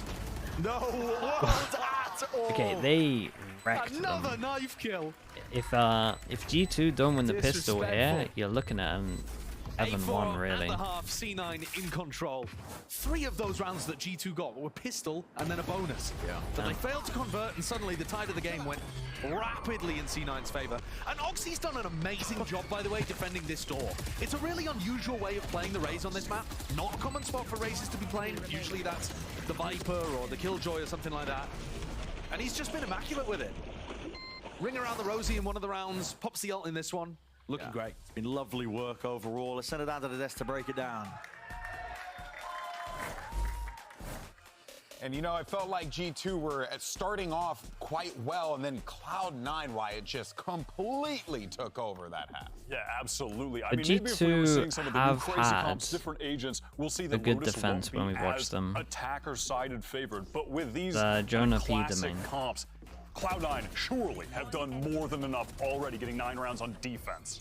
Yeah, it's actually a great point. I forgot that, you know, with the way that these maps have played out with the compositions and whatnot, this certainly does look fantastic for Cloud9 going into the second half here. And you're seeing, honestly, Bala, some great coordination here from Oxy, but also Moose has also been popping off too. Yeah, that round is absurd. This one is too. I mean, a 1v2 with an outlaw stuck on site, recognizing that the Icy was low HP and just pulling out the shorty and making it count. Moose had great rounds. You're talking about that. Oxy's 13 and 5 right now. Get a rare. He's playing phenomenally over the entire series, and carrying it through to Lotus is really important. Yeah, and I do 407, 17 to 7. You're seeing a different way that Oxy is approaching this map with the Rays, being a bit more, you know, kind of like holding his ground a bit more in certain areas of the map. I think holding his ground, but also I don't think I've seen him like over pushing like crazy and feel like he has to overcompensate. And I feel like as well in the late rounds, his flanks have been good. I think the clutches as well from him have been good, like the 1v1 with Oxy, 1 HP, and Moose as well. I think even as a team, when these rounds get really chaotic in the late round, when there's a Viper ult on site, things always just end up going in Cloud9's favor. I'm not sure if that's a miss from G2 or maybe more so just Cloud9 capitalizing. Yeah, just a reminder that the last time, these two teams played on this map, it was G2 that beat Cloud9 13-6. And recently G2 have only lost to some of the best teams in the world on this map, Heretics and Gen G. Oh, that is good context to remember as we get into the second half. Send it back over to Brendan Sideshow. And just to build off what Wyatt was saying, you know, it is a good map for G2. Part of the reason they won versus Cloud9 last time around when these two teams played on this map, you know, was that they were able to just bait and isolate Oxy a lot of the time for those fights, playing together, a lot of high-low setups, and it was their defensive half. Who wins the pistol? Yeah. But I think Oxy's letting the game come to him a little more. That's what Mel was talking about. Yeah. He's not overextending, looking for the fights, but he might be forced to do it a bit more now that the sides have swapped and he's on attack. Oh no. It couldn't be any worse for Vanity. Tried to dodge that. Tried to dodge the eye and ended up just giving him a free shot. Goes up to that corner, throwing it up, vulnerability, slowed down by the turrets. Tagged up. I mean, there's just a lack going with of what I was thinking at the beginning. 5-1 pistols. In terms of thinking about how they wanted to really approach this. They're going to lose a best of 3 and they won 5 out of 6 pistols. Force does not work out. G2 flawless with the pistol round win. I will say the defense again has looked really, really good. So if you're G2, you're pretty confident at the moment. Because this guy, I said earlier, if G2 end up winning this series based on, and they use some weird Viper setups with the smokes, and they're very strong. Oh, Vanity didn't even manage to get inside the smoke. I missed that. I thought that was a prediction, but he's lit up like a Christmas tree. We were having a conversation earlier on the desk about how G2 and they haven't gone for this for a while, but now they bring it out. Hero gun in the form of the Stinger. It's making for some very close Vanity games. drops him a Stinger, he buys heavy armor. Doesn't clear left, there goes the heavy armor. TP should be preempted. And Leaf hits the hero shot to make sure there's no trade. Finally, pesky turret dealt with. But in a 3v5 post plan, shouldn't really be winnable. No, it shouldn't be. Maybe if they had upgraded a bunch of guns, but... Yeah, that's ambitious. Yeah, it's just Moose going for it there. Vanity obviously Stinger in hand. So anyone looking to make sure that they can do anything, but the crossfires, they're impeccable. So really cover any appropriate angles and positions. You might think that a double initiator composition is going to trend attack-sided, because you have huge amounts of utility to get into sites with. But actually, I think that it's going to end up being a little opposite for Cloud9. That's what you're buying. What we saw is that this composition worked really nicely for their flood defending style. They have huge amounts of utility to flood in and put pressure onto the spike plants, and it worked for their defense. But Neo Frontier Sheriff, what the hell does that look like? Nanoswarms, vulnerables being thrown out from that snakebite from Jonah P. If they just try to do big burst execs, G2 are going to have some great utility to deal with that. So no idea what that one is. Play a little more slowly and draw that out, and they don't have the Viper to play slow.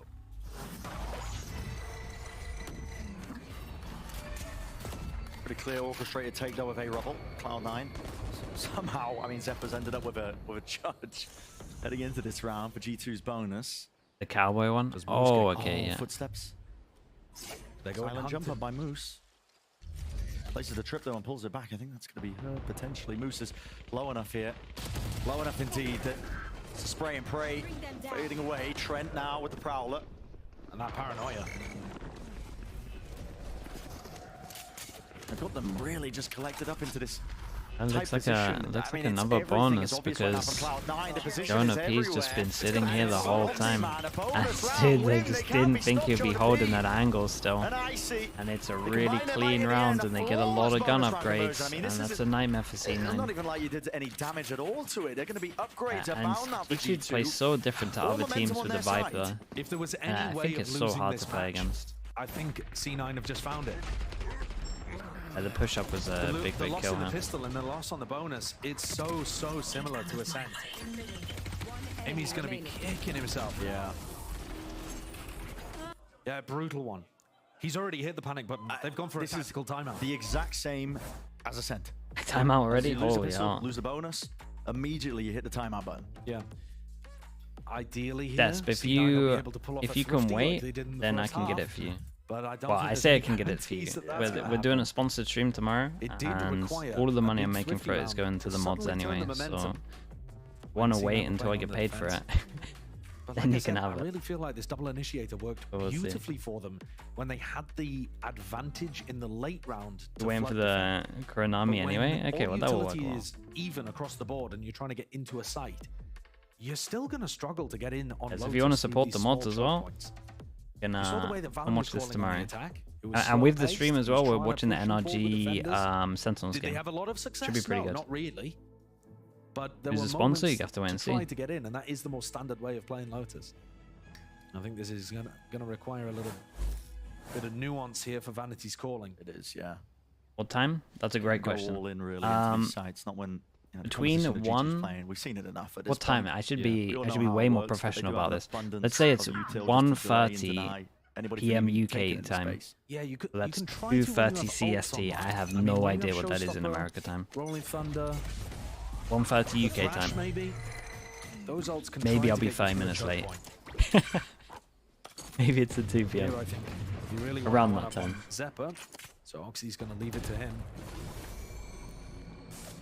Do I know the results? I know the map. Or I don't know the actual like scores of the maps. Good information on Rubble, and nobody's been left. And I've seen no clip spoilers as well, which is good. G2 have a very, very good idea where these players could be. And look at these stray shots from Trent. I mean, popping them off. Dizzy will finally push him back, but it's all Util that has to be committed just to clear out this space. It's a fault line and a nade. Right, he's already vacuumed up that orb, so that's not going to be given to them. No easy access. They're just being chipped down this entire time. Penalty on A health. Oxy 52. Door opened up with 38 seconds left. What is the call and what is the decision? I don't really see a game plan here. Cloud9 might be forced to just run into A. They can combo a flash Dizzy and hope that catches Trent. Pivot through B. Yeah, looks like it's been called now with the door broken up. It's a good pivot though. There's going to be the Nana Swarms. It's the HBs. And it's just Jonah P just doing this thing where he's just everywhere. No matter where you go on this map, you're going to run into Jonah P somehow. It's going to be close, tucked to the corner. Mosh pit here in Valenasta. They actually get the plant. There is a lot of damage, but maybe there's a chance here. Get themselves in, but again, the weapons are not looking good, and everybody's pushed up just into that lower section. Oh my god, the nade could be unbelievable. That is going to be huge. Pushing them forwards and about. They can't stand their ground to take I think it would have got 3 if they didn't swing all over the before. place right now. Moose left alone in that 1v4. Okay, great from G2 here. The util is so nice. Overall, G2. I mean, I'd love to see a situation like that when there's rifles on board, because I think that C9 would have a good chance of being able to win. G2, Mars Plat Chat 2, yeah. Doing sponsored stream, Plat Chat, then EMEA. To work with. The stack day. They didn't have a huge amount of tools. Plat Chat starts at 5, and all swing together, so the coordination was 5 UK time. And because C9 have not been winning rounds and getting kills and getting plants, They're slow to get these ultimates online as well. Barely building them up. Yeah, the Thrash, the first. Okay, do they run into Jonah P again? Win the pistol. When am I sleeping? After this. And you saw how difficult that snakebite was to navigate. I think they're going to be running into a similar stuff here. It's a really classic defense setup for Jonah P and Leaf.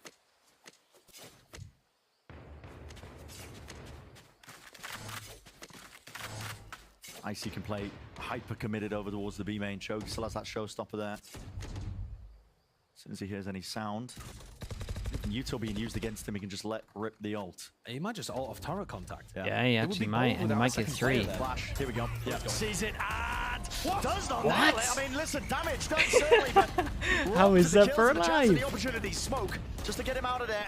Few bullets. How is he alive? Go for another swing of things. That was a season and trying to be I understand the raise. Just in case, but the raise surviving makes sense. What a timing on that from Jonah. Great read that they were about to commit. 40 seconds though. And now they're going to run into Jonah P again. He starts off A. They go A, he's A. Next round, they go B, he's B. Now he's over towards C. They're ending C. Trying to get themselves in. Oh boy, that fade. The fade eye is unreal. Chopped to pieces if you try and enter. That's from B. That's filthy. Oh, he threw it over the window through B. Lovely stuff from Trent. I mean, you are not ready to break Jonah stream sniping. Why is he everywhere? Dude, he does this every Lotus I watch. The snakebite from Jonah and the horn from Trent is immaculate. Yeah. Where's he going now? Back to tree? It feels so similar to some of G2's games at Shanghai where they don't look like they're really in control of Lotus, but they're making it work and they're getting the wins. That's the thing. See, I feel like they are in control. It's almost deceiving, you know, because you look at the scoreboard and it's Jonah P knows where everyone's going. There's no heavy dominance from one player, like, you know, you see Oxy and Cloud9 top of the scoreboard now, but I don't know, they make it look easy. Guys, they're voting a fade eye and then Odin B main. Leaf is finding his moments a lot more on the defense side now. Yeah, if you util dump to the back of site where the plant is, it's a lovely replay. That seems hard to nail, I'm not going to lie. Damn, that was sick. I mean, the pros are good at hitting those lines. That was so sick. I'm Squash, thank you so much for the prime, dude. Thank you for that, mate. There's that hard committal from Oxy out appreciate the support, man. He's satchelled above and around the nade, so he's actually on top of it, but no casualties. Barely many rifles to work with here for Cloud9. They still want to try and brute force and power their way through. They have forced in this round, and all of that pressure has allowed Leaf to push up on the other side of the map. He does sometimes get punished for going for this, but in this particular round, he's getting excellent information for his team, as is Jonah P. He's going to be calling for it, and that's why G2 can afford to stack this one, the Thrash. Gives up a lot of space here for Cloud9 to get themselves in. And Valen doesn't have Omen Flash to retake this, so it's all about the double flank. Leaf is so fast.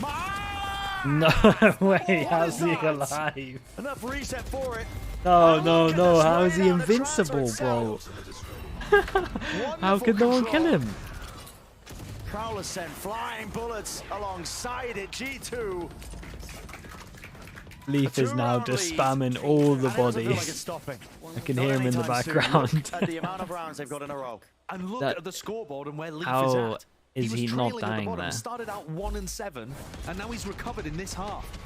I think he only had something like 3 kills in the entirety of the first half here on Lotus. And now, on defense, finding moments to be aggressive, finding flank timings, winning rounds for them. 12-12. He has skyrocketed up the scoreboard. He just crouched every single bullet at the end to create impact for the team. Yeah. That is what you need to see. And yeah, he has been clean, but he hasn't really found the moments to be able to get involved on the attack. I can't quite remember how many kills he had to end the defense side, but I think it might have even been. Don't ask me. I think it was really, really close to the amount that he's currently got. Can't recall, but I think he ended with maybe something like 12 kills, and he's on 17 now. Yeah, I guess, to be honest, that's not bad. And G2's defensive half itself on this map is just... They're too good at it. It feels like a very different way of winning, though. Last time they played against Cloud9, there's a lot of just... Casper, what do you mean? Push and pull, baiting them into unfavorable fights. This time, G2 have a really firm Didn't try and do live anti. Like me and Minnie talked about this before, where we would do a stream and we would we need to find like a proper way of doing it. We would like show how we both anti a team. I think he has a slight different way of doing it. Yeah, Leaf. He's had 8 kills across these 6 rounds of like defense. A Coach Potatoes thing. We talked about it before. But obviously it can't be live. You don't want to actually anti a team. With a paranoia, Vanity does reveal his position with that one. We're sent flying. Icy will have to give up that space and respect it. A little bit too much to overcome and fight. Trent as well. The doors open wide. Prowler dropped at his feet, still dropped down to the back of the side. He is wide out in position. You still want to try and take this one. A seized delay. No connections. Yeah, it's a heavy rotate at the moment for G2 as well. It's a nice shot, man. Rocket there. Kill still found. Up and around. Yeah, just stay alive, Moose. Getting cheeky with it. Just trying to go for the jump spot. Why not? Go for it. Cloud9. Will they finally get themselves onto the board? In a 2v4 here. 2v3. G2. No, it's a really good ult, man. It's a really, really good ult. No one can break this. It's all about into this fight. And what have they got to try and destroy this one? It's going to be the full blind. The mosh pit doesn't quite break it. Not enough damage. Zeppa. Oh my god. Full run around and a detainment from 2 players. 1 player left to stand out through the back. And he can stick this one. Stick this one. He's defusing it in front of him. Half on it. Why not wait it out? That was the best chance that Cloud9 had in a long while. G2 still found their way to come around the 2v4, right? Again with the ultimate getting outrageous value.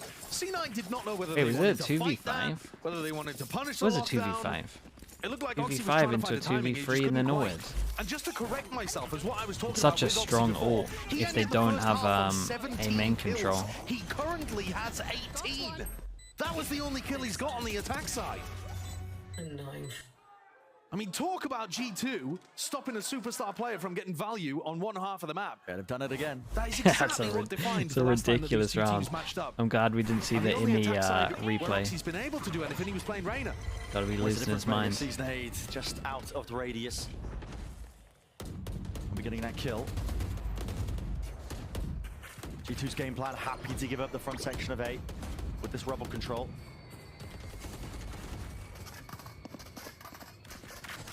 Someone's got to change over Cloud9. I think one of the problems too is with the double initiator compositions, C9 are playing as a blob a lot. This time they insert Vanity over towards Rubble. G2 have gone for reclear strats over towards Rubble, but only I think once. It looks like they might be going for it again. If the Prowler finds anything, it did not. Vanity is safe. Look at the layers to it. Beta, just got caught by the haunt, though. I think over towards Beta spotted Vanity here. Might have to commit some util at least. No, thinks twice about it. In through B, though, Moose. Rather not hitting shots. Still, look at that double face. It's rapid. They're hunting the answer back is there, yeah. Making sure that they can't cause any sort of unfortunate issues. Later down into the line here, over towards the A site. So Cloud9 want to go.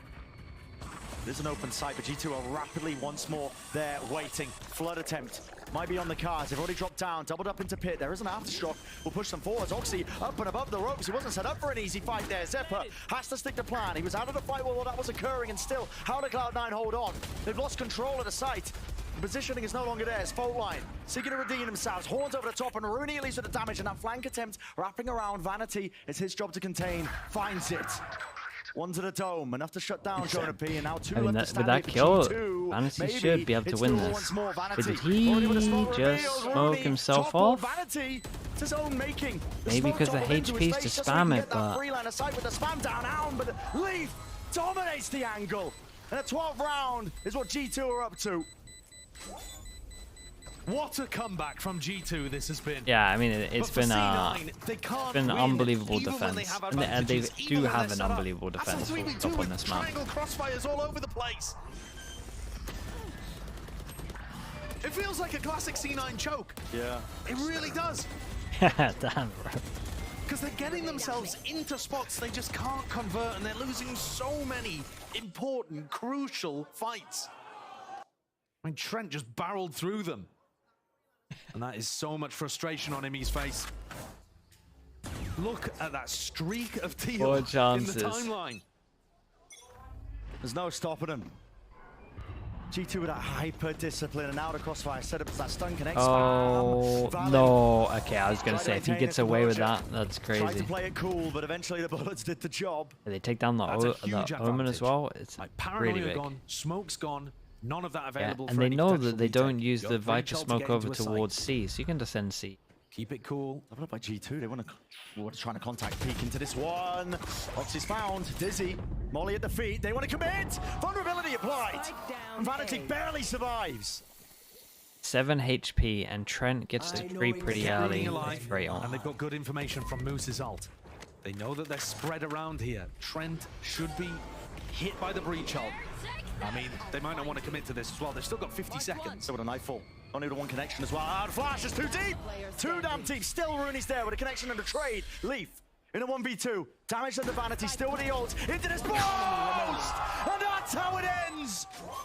Finish like it's that. A flawless defense from them. It was an absolute masterclass on defense. Taking a series away like that. In a classic it's hard to watch for C9. C9 still so fine to make playoffs at the moment, though. That's a really big win for G2. Icebox dominant. First half of Lotus, Cloud9 fully in control. The flood defense were working great. Leaf only had 4 kills in the first half here of Lotus. Wins the 1v2 to close it out, and he's at the top of the scoreboard for G2. 19 he ended on. He got 15 kills in their defense half. That's ludicrous. You would never believe it's ludicrous, man. that he didn't turn up at the start of this game. And yeah, I'm just left with the feeling that that was another bit of a crumble from Cloud9. They are so good when they're in control of the map. It's hard when it's hard when you can't win pistols, man. Yeah, starts to build it back up. Like you said, 4-3, take a bow, well deserved here. G2, I mean, immense amounts of credit to this team, I think. They have so much trust in the process. You hear teams talk about it. Yeah. But the team set up the way this team is even, built from top to bottom. They have so much trust in each other that they can commit to a comeback at any point and twist and turn. It doesn't matter if they get absolutely trounced on a map prior. This is a team that you watch them play, it always feels like they know they can win. I completely agree. And it's the same kind of thing that happens again in this match compared to the previous one, where Oxy's held to mortal standards on the attack side, and not even just that. On the attack side here, only got 1 Leaf kill. went 15-0 on defense. Wait, really? Started the comeback. A roller coaster of a match where it felt like C9 had complete dominance and then let it slip away, and had that slow start in the first as well. Many opportunities for victory, but G2 lined it out. Are they the best team in Americas? They've certainly been performing at the Masters events recently. Only lost to the 2 finalists of Heretics and Gen G, but still plenty more of stage 2 to be lovely played. performance. I think they're a team you've got to keep your eyes on, and you've got to try not to underrate because they're sneaky, sneaky good. That's what I mean. Even with them making these deep finishes into Shanghai, people still, they struggle to put respect on the name of the G2 players because they're not flashy in a typical standard. But anyway, enough from us. Let's send it down to the stage with Van Silly for the Verizon post-match interview with, I believe, one singular Leaf. Thank you, Brennan Sideshow. I am with one singular Leaf. Let's give it up for Leaf, everybody. Leaf, big win that you just got here against Cloud9, but I want to take a step back to just talk about the series overall. Starting off here with Ascent. You guys came out with a new composition, changing your duelist over to a Neon, and it felt like, to what your coach Josh RT was saying, is it felt like you guys weren't really finding your groove on the attack side. So what did C9 do that kind of caught you off guard? A lot of our stuff on that map kind of was like around mid early on, and they were just doing a very good job of disrupting it, I feel like. Their site holds were also very good. They had a very good flood protocols and stuff like that with the KO flashes. So I think in general, we had good reads on some rounds, but they were just they were a little bit better. So full props to them. And then defense, it's just Neon. So you just run around and you're everywhere on the map. Yeah. Well, let's talk about the next map then, because you talked about it. Sometimes it's just like they're shooting better or whatnot. I just felt like Icebox was you guys against T1 all over again. Shanghai, any flashbacks going through that game? What happened here? Yeah, exactly. When I see the Reyna, I'm like, and we're down 9-0, I'm like, wow, this is literally just like China. It's actually just crazy. We definitely need to work on our Icebox. I think their comp, they were hitting their shots, but they're also using their util very well. So I think it was very, very rough. But yeah, we definitely need to work some things out on Icebox. And no matter what, despite that matchup in Shanghai where you lost Icebox against T1, you still won the series. And in that interview, I think Jonah P was mentioning that you guys are finding a nice groove where you're able to be like kind of like the comeback kings, you know, because before when you're losing, you're always folding through, but now you're able to fight forward and win these series. What kind of flipped throughout the season that you guys got that mental to overcome these hurdles? I mean, I'm not really sure. Like, I can't really pinpoint it exactly. We've been working with like a sports psychologist, or like, I'm not exactly sure what her title is, I'll be honest, but she's been helping us with our mental and stuff like that, because, you know, as you said, like, even when we go down, we somehow make it back. I mean, we were down 11-2 in China, and we made it all the way back to 13-11. So it's like, I think we're just really good. We know like what we can do. We just kind of start really slow sometimes, and it's like, but we can always bounce back in the same map. Awesome. And two more quick questions here. You just talked about going down and back up. I think that's like your performances on Lotus in itself, because you were just telling me on that second half when you started playing the defensive side, you didn't even die once. And Sideshow was mentioning it too. I think you had like 2 kills or something like that in the first half. What happened and what did they exploit, and how did you turn that over here on your defensive side? I mean, I feel like attack side Killjoy is just kind of like that sometimes. Like sometimes you just kind of get owned. You don't really get all the fights. I mean, they were just hitting their shots against me too and making sure that they recurred me, really didn't give me a chance. And then when I swapped to defense, I'm just playing normally, and I'm just kind of playing with my teammates and just communicating, so it's just a lot easier. Yeah, and lastly here, you're not out of the pit yet, right? There's still some heavy games that you have to play against. You're playing against the Sentinels, the Energies, and Crew. What's your confidence level? What are the chances here that we could see G2 confidently move to the playoffs after today's results? I mean, I'm very confident against all 3 of those teams. I think stylistically we play very, very well against all of them. I mean, we played Crew like 4 times now or something like that. So we definitely are familiar with all these people, because, you know, it was the people that we were scrimming last split. So it's like we definitely understand the new meta changes kind of changed some maps, and, you know, you see Sen and NRG running some different comps. So it's going to be a little interesting, but I feel like we have the resilience. We have like the individual talent to beat all of those teams. So I think it'll be good games, and I'm very confident. Well, Lee, thank you so much, man. Congratulations on that win. One more time for Lee, for everybody. And folks, don't go too far. We're going to go for a break. And when we come back, we will have Valen on the analyst desk with the boys. Okay. Do we stick around? We can do it. What's the time? Gives you wings. Every time I needed a new phone, I had to switch carriers. I told him, at Verizon, everyone can get the best deals. Like that iPhone 15 on them. Switching all the time, it wasn't easy. 35. You're gonna be here forever. Here's your wireless contract. I need a lawyer for this. Those were hard days. Representative, switch! Now that I got a huge storage and battery upgrade, I'm officially done switching. New and existing customers get iPhone 15 on us when they trade in any iPhone, any condition, guaranteed. I really wish you told me sooner. I did.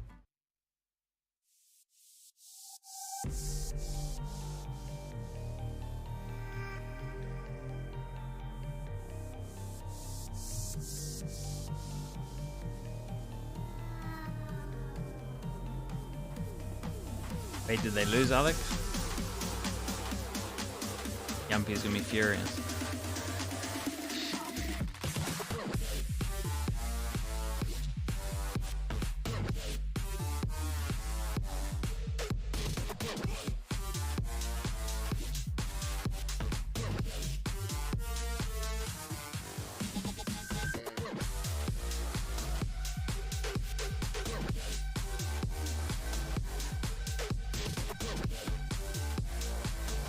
Will there be another game today? Nah, that's it for today.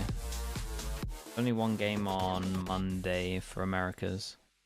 One game for Monday on Americas. One game for EMEA on Tuesday. Hey, we're back over here at the desk, well, the couches. And we're joined by Valen after G2 picked up the win against Cloud9. And at some point, you got to stop, you know, messing up my heart, because it's just a little too much going on. My heart can't take it, Valen. It's a G2A, man. We're not good enough yet to just close these games clean. We're still trying to improve to get to that point, but at least we're closing them, so I'm happy. Yeah, after the experience in Shanghai, did you feel like that you know, help the team kind of become a little bit more like cohesive and all that, especially after all that you guys went through out there? Definitely. I mean, not even competition aside, just being in a hotel room with the boys, grinding day in and day out, like it kind of builds that team chem a bit when you travel internationally because you got to do everything together, right? It's a foreign country, so we were brought together. So that definitely helped the team chem. In terms of in-game, I think getting those reps versus the top teams in the world and even getting some big wins for us against the top teams really boost the confidence. And it's like, hey, guys, like if we stick to our plan, if we continue playing how we're supposed to, which is like, for us, it's just making plans, keep the comms high, keep the energy high, we can win any match. So it was like a proving tournament for us, I would say. And showed today, though. Yeah, I'm very grateful for that experience because I think it shaped me more in all aspects. Yeah, for sure. Do you feel content with the result then, or is there still a level of frustration because you were just like a couple meters away from the finish line? Yeah, I would say, I mean, top 3 is definitely was like a stepping stone for us, so I am happy that we at least made it that far. But the competitor inside of me makes me want to lift that trophy, of course.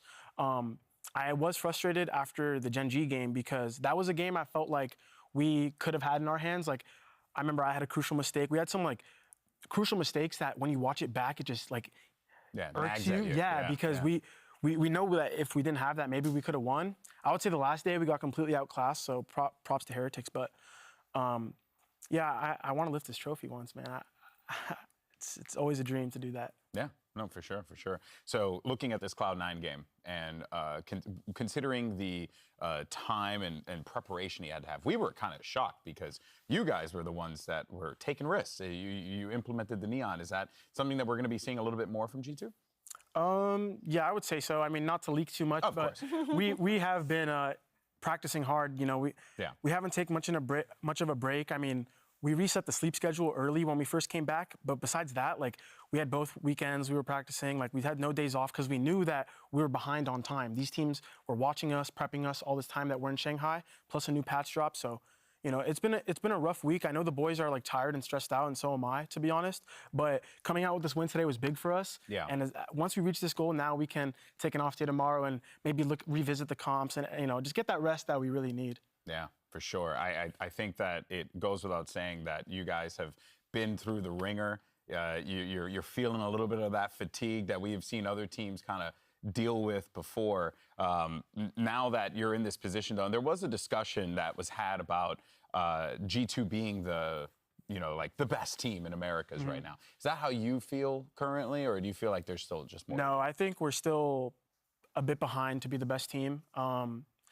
You know, we are great and we've shown good results, but the international event doesn't define us. You know, even if we had a bad event, it doesn't define us. We had a good one, it doesn't really define us. We just have our heads focused on trying to continue to win.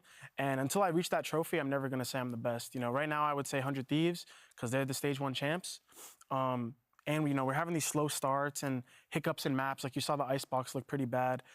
You know, the calls feel good and the game feels like we're playing it correctly, but sometimes we're just making these uncharacteristic mistakes, I would say.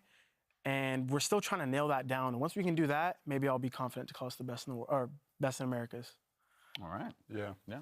For sure. I wanted to ask about the Icebox in specific because for a while in Stage 1, that was a go-to map for you guys that you were finding win after win after win on. And then I think there was, if I remember correctly, a game against Loud at the very end of the season where they had a convincing win against you guys.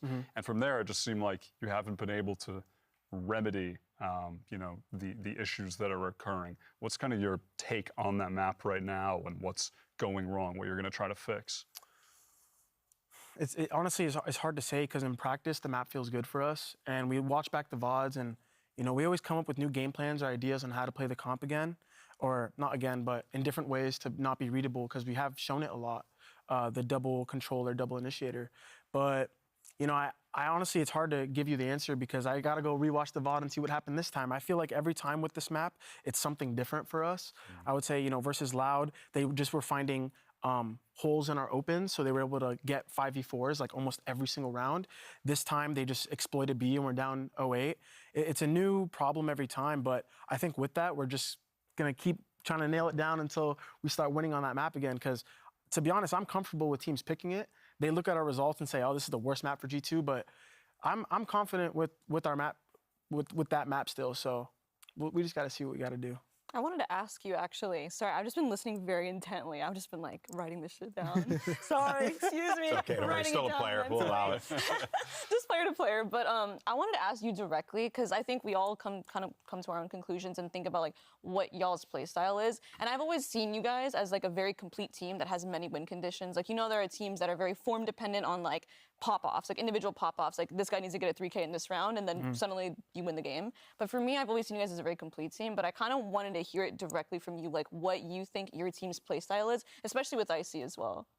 Yeah, I mean... Not to leak too much, but... Yeah, well, humbly, I feel like we don't have, or not that we don't have, but we don't play to the conditions of, like, we have this star player that is going to fry. We feel like we're all equal, like, skill, if that makes sense. We don't put anyone on a pedestal like this is our star. We have to play around him. And that kind of forces us to play a very team-dependent Valorant. You know, humbly, I feel like there are star players that can take over games. And, you know, we have those moments as well, but it's not like that's not our identity. And so we make sure that our wins are all 5 contributing. And with that, you know, you got to nail out all the protocols. Like, you got to be very tight in your opens because you're not just sending one guy out to go kill everyone. You got to, your post plants have to be very different. You can't run the same inside post plant every time. You got to push more. You got to take more space, and then maybe you could fall off. Like, we go through a lot of team-based protocols that we try to implement from barrier drop until the bomb explodes. So I would say that, yeah. I don't know. It's kind of hard to say, honestly. Feels like you guys are the sum of all your parts. Yeah, rather than like one part being bigger. Like what you said, right? You don't really put anyone on a pedestal. Everyone's kind of just contributing equally to this team. Humble, yeah. Yeah, for sure. He gives great answers. And I think you see it with our play style, of course, because we play very pack heavy, very pack into insert. We don't like just having a guy fight by himself, or even Cloud9's a team who will like buy Oxy a gun on round 2, and we don't like to take those risks. And you know, maybe it's good for some teams, but for us, I would say we just you know, focus on our team play. All right. Hey, you know what? I mean, you guys got the win today. Yeah. That's what matters, right? We do have a question from Twitch chat. This one's from Mothman Moore. I know Mothman. What's up, boy? How you doing? With huge game changes, how difficult is it to rematch a team knowing they can play completely different than the last time? Which, you know, for C9, you guys have met before. So yeah, how was that for play out? I mean, my most recent experience was playing Heretics 3 times. Yeah. And 3rd time had to be a charm for them at that point. You know? Yeah, for sure. But yeah, I think rematching a team is very difficult. As a competitor, and I'm sure Mel can also attest to this, like when you lose a match, especially when it's close, when you rewatch the VOD, you're like, dude, if we fix this little one mistake, we could have won the game. Yeah. And so when a team loses to you in a close fashion, and they can rewatch the VOD and say, dude, if we fix this one thing, we can beat them. While on our side, it feels like our stuff was working. Like, our stuff was good, we won the game. Maybe, you know, I always, even in wins, try to learn a lesson from it. But yeah, it just, the other team feels more confident in the rematch. And also going into a new patch, like the question asked, it is difficult because we have not as much time to implement new stuff. They have all the footage on us because we just competed, and they can swap up comps. So we went into this game with the mindset of we have to just focus on us 100%. We can't focus too much on them, anti-stratting, whatever, because they could run anything.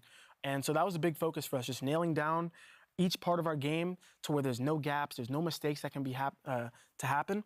And of course, there's still going to be some, right? But that's the mindset when you go into these matches of you don't know what they're going to play, so you just got to full focus on you, and you have to live adapt. So that's where you see the IGLs have to step up even more. Yeah. The team has to step up even more because you don't know what's going to happen to you, and when it happens live, you only have so many rounds to actually fix it. And I would say that happened to us on Lotus, actually, because they ran a double initiator breach gecko, and we haven't seen that. We haven't competed against that, so that was a match we had to just live adjust, and it all worked out. Indeed, it did. Let's take a look at the standings and see where we are right now with G2's win against Cloud9. They should be inching a little bit further up, which they are in 5th place in top 6. Remember, you want to be in that top 6 because that means you can make your way over to the playoffs. C9, though, is going to take a step down a bit as they are 5-2, excuse me. Energy kind of wrecked against G2. So and yeah, there's in an okay spot some interesting movement, man. Want to get your thoughts, though, Valen, on the weekend. I know you were watching a few of the games. Anything that caught your eye? I mean, what didn't catch my eye, right?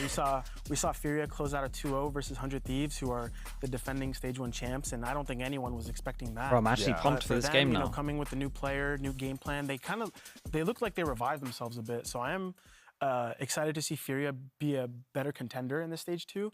And the second game, I think people were surprised that EG won, but I always known that EG's a good team, even though they had a shaky Stage 1. Yeah. They're a strong team with really good chemistry in and out the server, so that result wasn't too surprising for me. Oh. Real recognize real. Yeah. When you were seeing Jajimo playing that Neon, was I giving you some ideas? Oh, yeah. the round that he stunned the guy, backwards slid. Dude, yeah, that was crazy. Everyone saw that was one, nasty right? work. That was nasty. Yeah. Broke that dude's ankles. It felt so bad. He was like, what are you even supposed to do in that? It's just spray. Just like, Jajimo's known for that stuff. Yeah. Like, this patch is really going to play into his hand, the ISO, the Neon. So I'm excited to see that guy pop off. He's my boy. Yeah, it's awesome stuff there. Okay, well, folks, you saw the schedule as well. The matches are going to be on the horizon next week. So we're going to have a massive week for VCT Americas. When's the next match? America's next game is Saturday. That's right. There is a game tomorrow. We got the explosion back. Give me a Super Week is back. Explosion? Oh, wait. Yes. When is Super Week? Say Super Week. Super Week. See, that's it. We got it. We got the explosion. Next it's a week great is time Super to be Week. alive, people. But in any case, folks, we're gonna have 5 straight days of Oh action. no, I didn't know all it of was it Super starts Week, on bro. I Saturday. get We no have Evil sleep. Genius is taking on Furia, which. What's the actual dates on this? Saturday. I'm excited for that one. And then we'll get your Cruz out because Cruz going to be taking on Sentinels. What's the date? Oh, The 6th, right? He's going to have to pick Oh, the his side 29th. there. I've been looking forward to seeing Crew again. Yeah, it's going to be exciting, folks. You don't want to miss it. Super Week is on the horizon. Forget it. I'm going to say it a million times. Super Week is back. All right, we'll see you guys next week. Take care, folks. Appreciate it, brother. Thank you. All right, chat. Give me someone to rate. Who's give me someone who's playing. This has been a fun rivalry that's been developing between G2 Esports and Cloud9. C9 Alexander, hello. of the playoffs, courtesy of G2. Alexander, go G2 live, bro. being the team with the deepest run of any America's team in Shanghai, and yet still the respect Groggy? Dude, Groggy's still streaming? Potentially with this kill, yep, dropped out. This is a nightmare scenario. Well, not quite a game sense, but a mechanical ability still this time. He is single-handedly won them this. Surely. Question is, how does Leaf really tackle it? Anybody watching for this one? Oh, jumping around. A little bit messy. Okay, thanks so much, everyone. Thank you. I will see you all tomorrow. So we're doing sponsored stream. We're going to start around 1:30 to 2 p.m. 1:30 to 2 p.m. UK time, so whatever time that is in yours. We're going to be doing NRG, Sentinels, VOD review, and then Plat Chat, and then EMEA. Pretty stacked there. Look at it, man. Blinded. Okay, thanks so much. That's in 12 hours, 20 minutes from now. Thank you for that, Blob. Doing that? Okay, thanks so much, everyone. Thank you. I'll see you all in a little bit. See you all tomorrow. Thanks for being here. Peace. Oh, that's simply amazing stuff. It's blinded though. Parano, I believe, and just doesn't know which time it'll take. Chat as well. Thank you so much, guys. Committed. Doors open wide. Not going to be met, and everybody falls.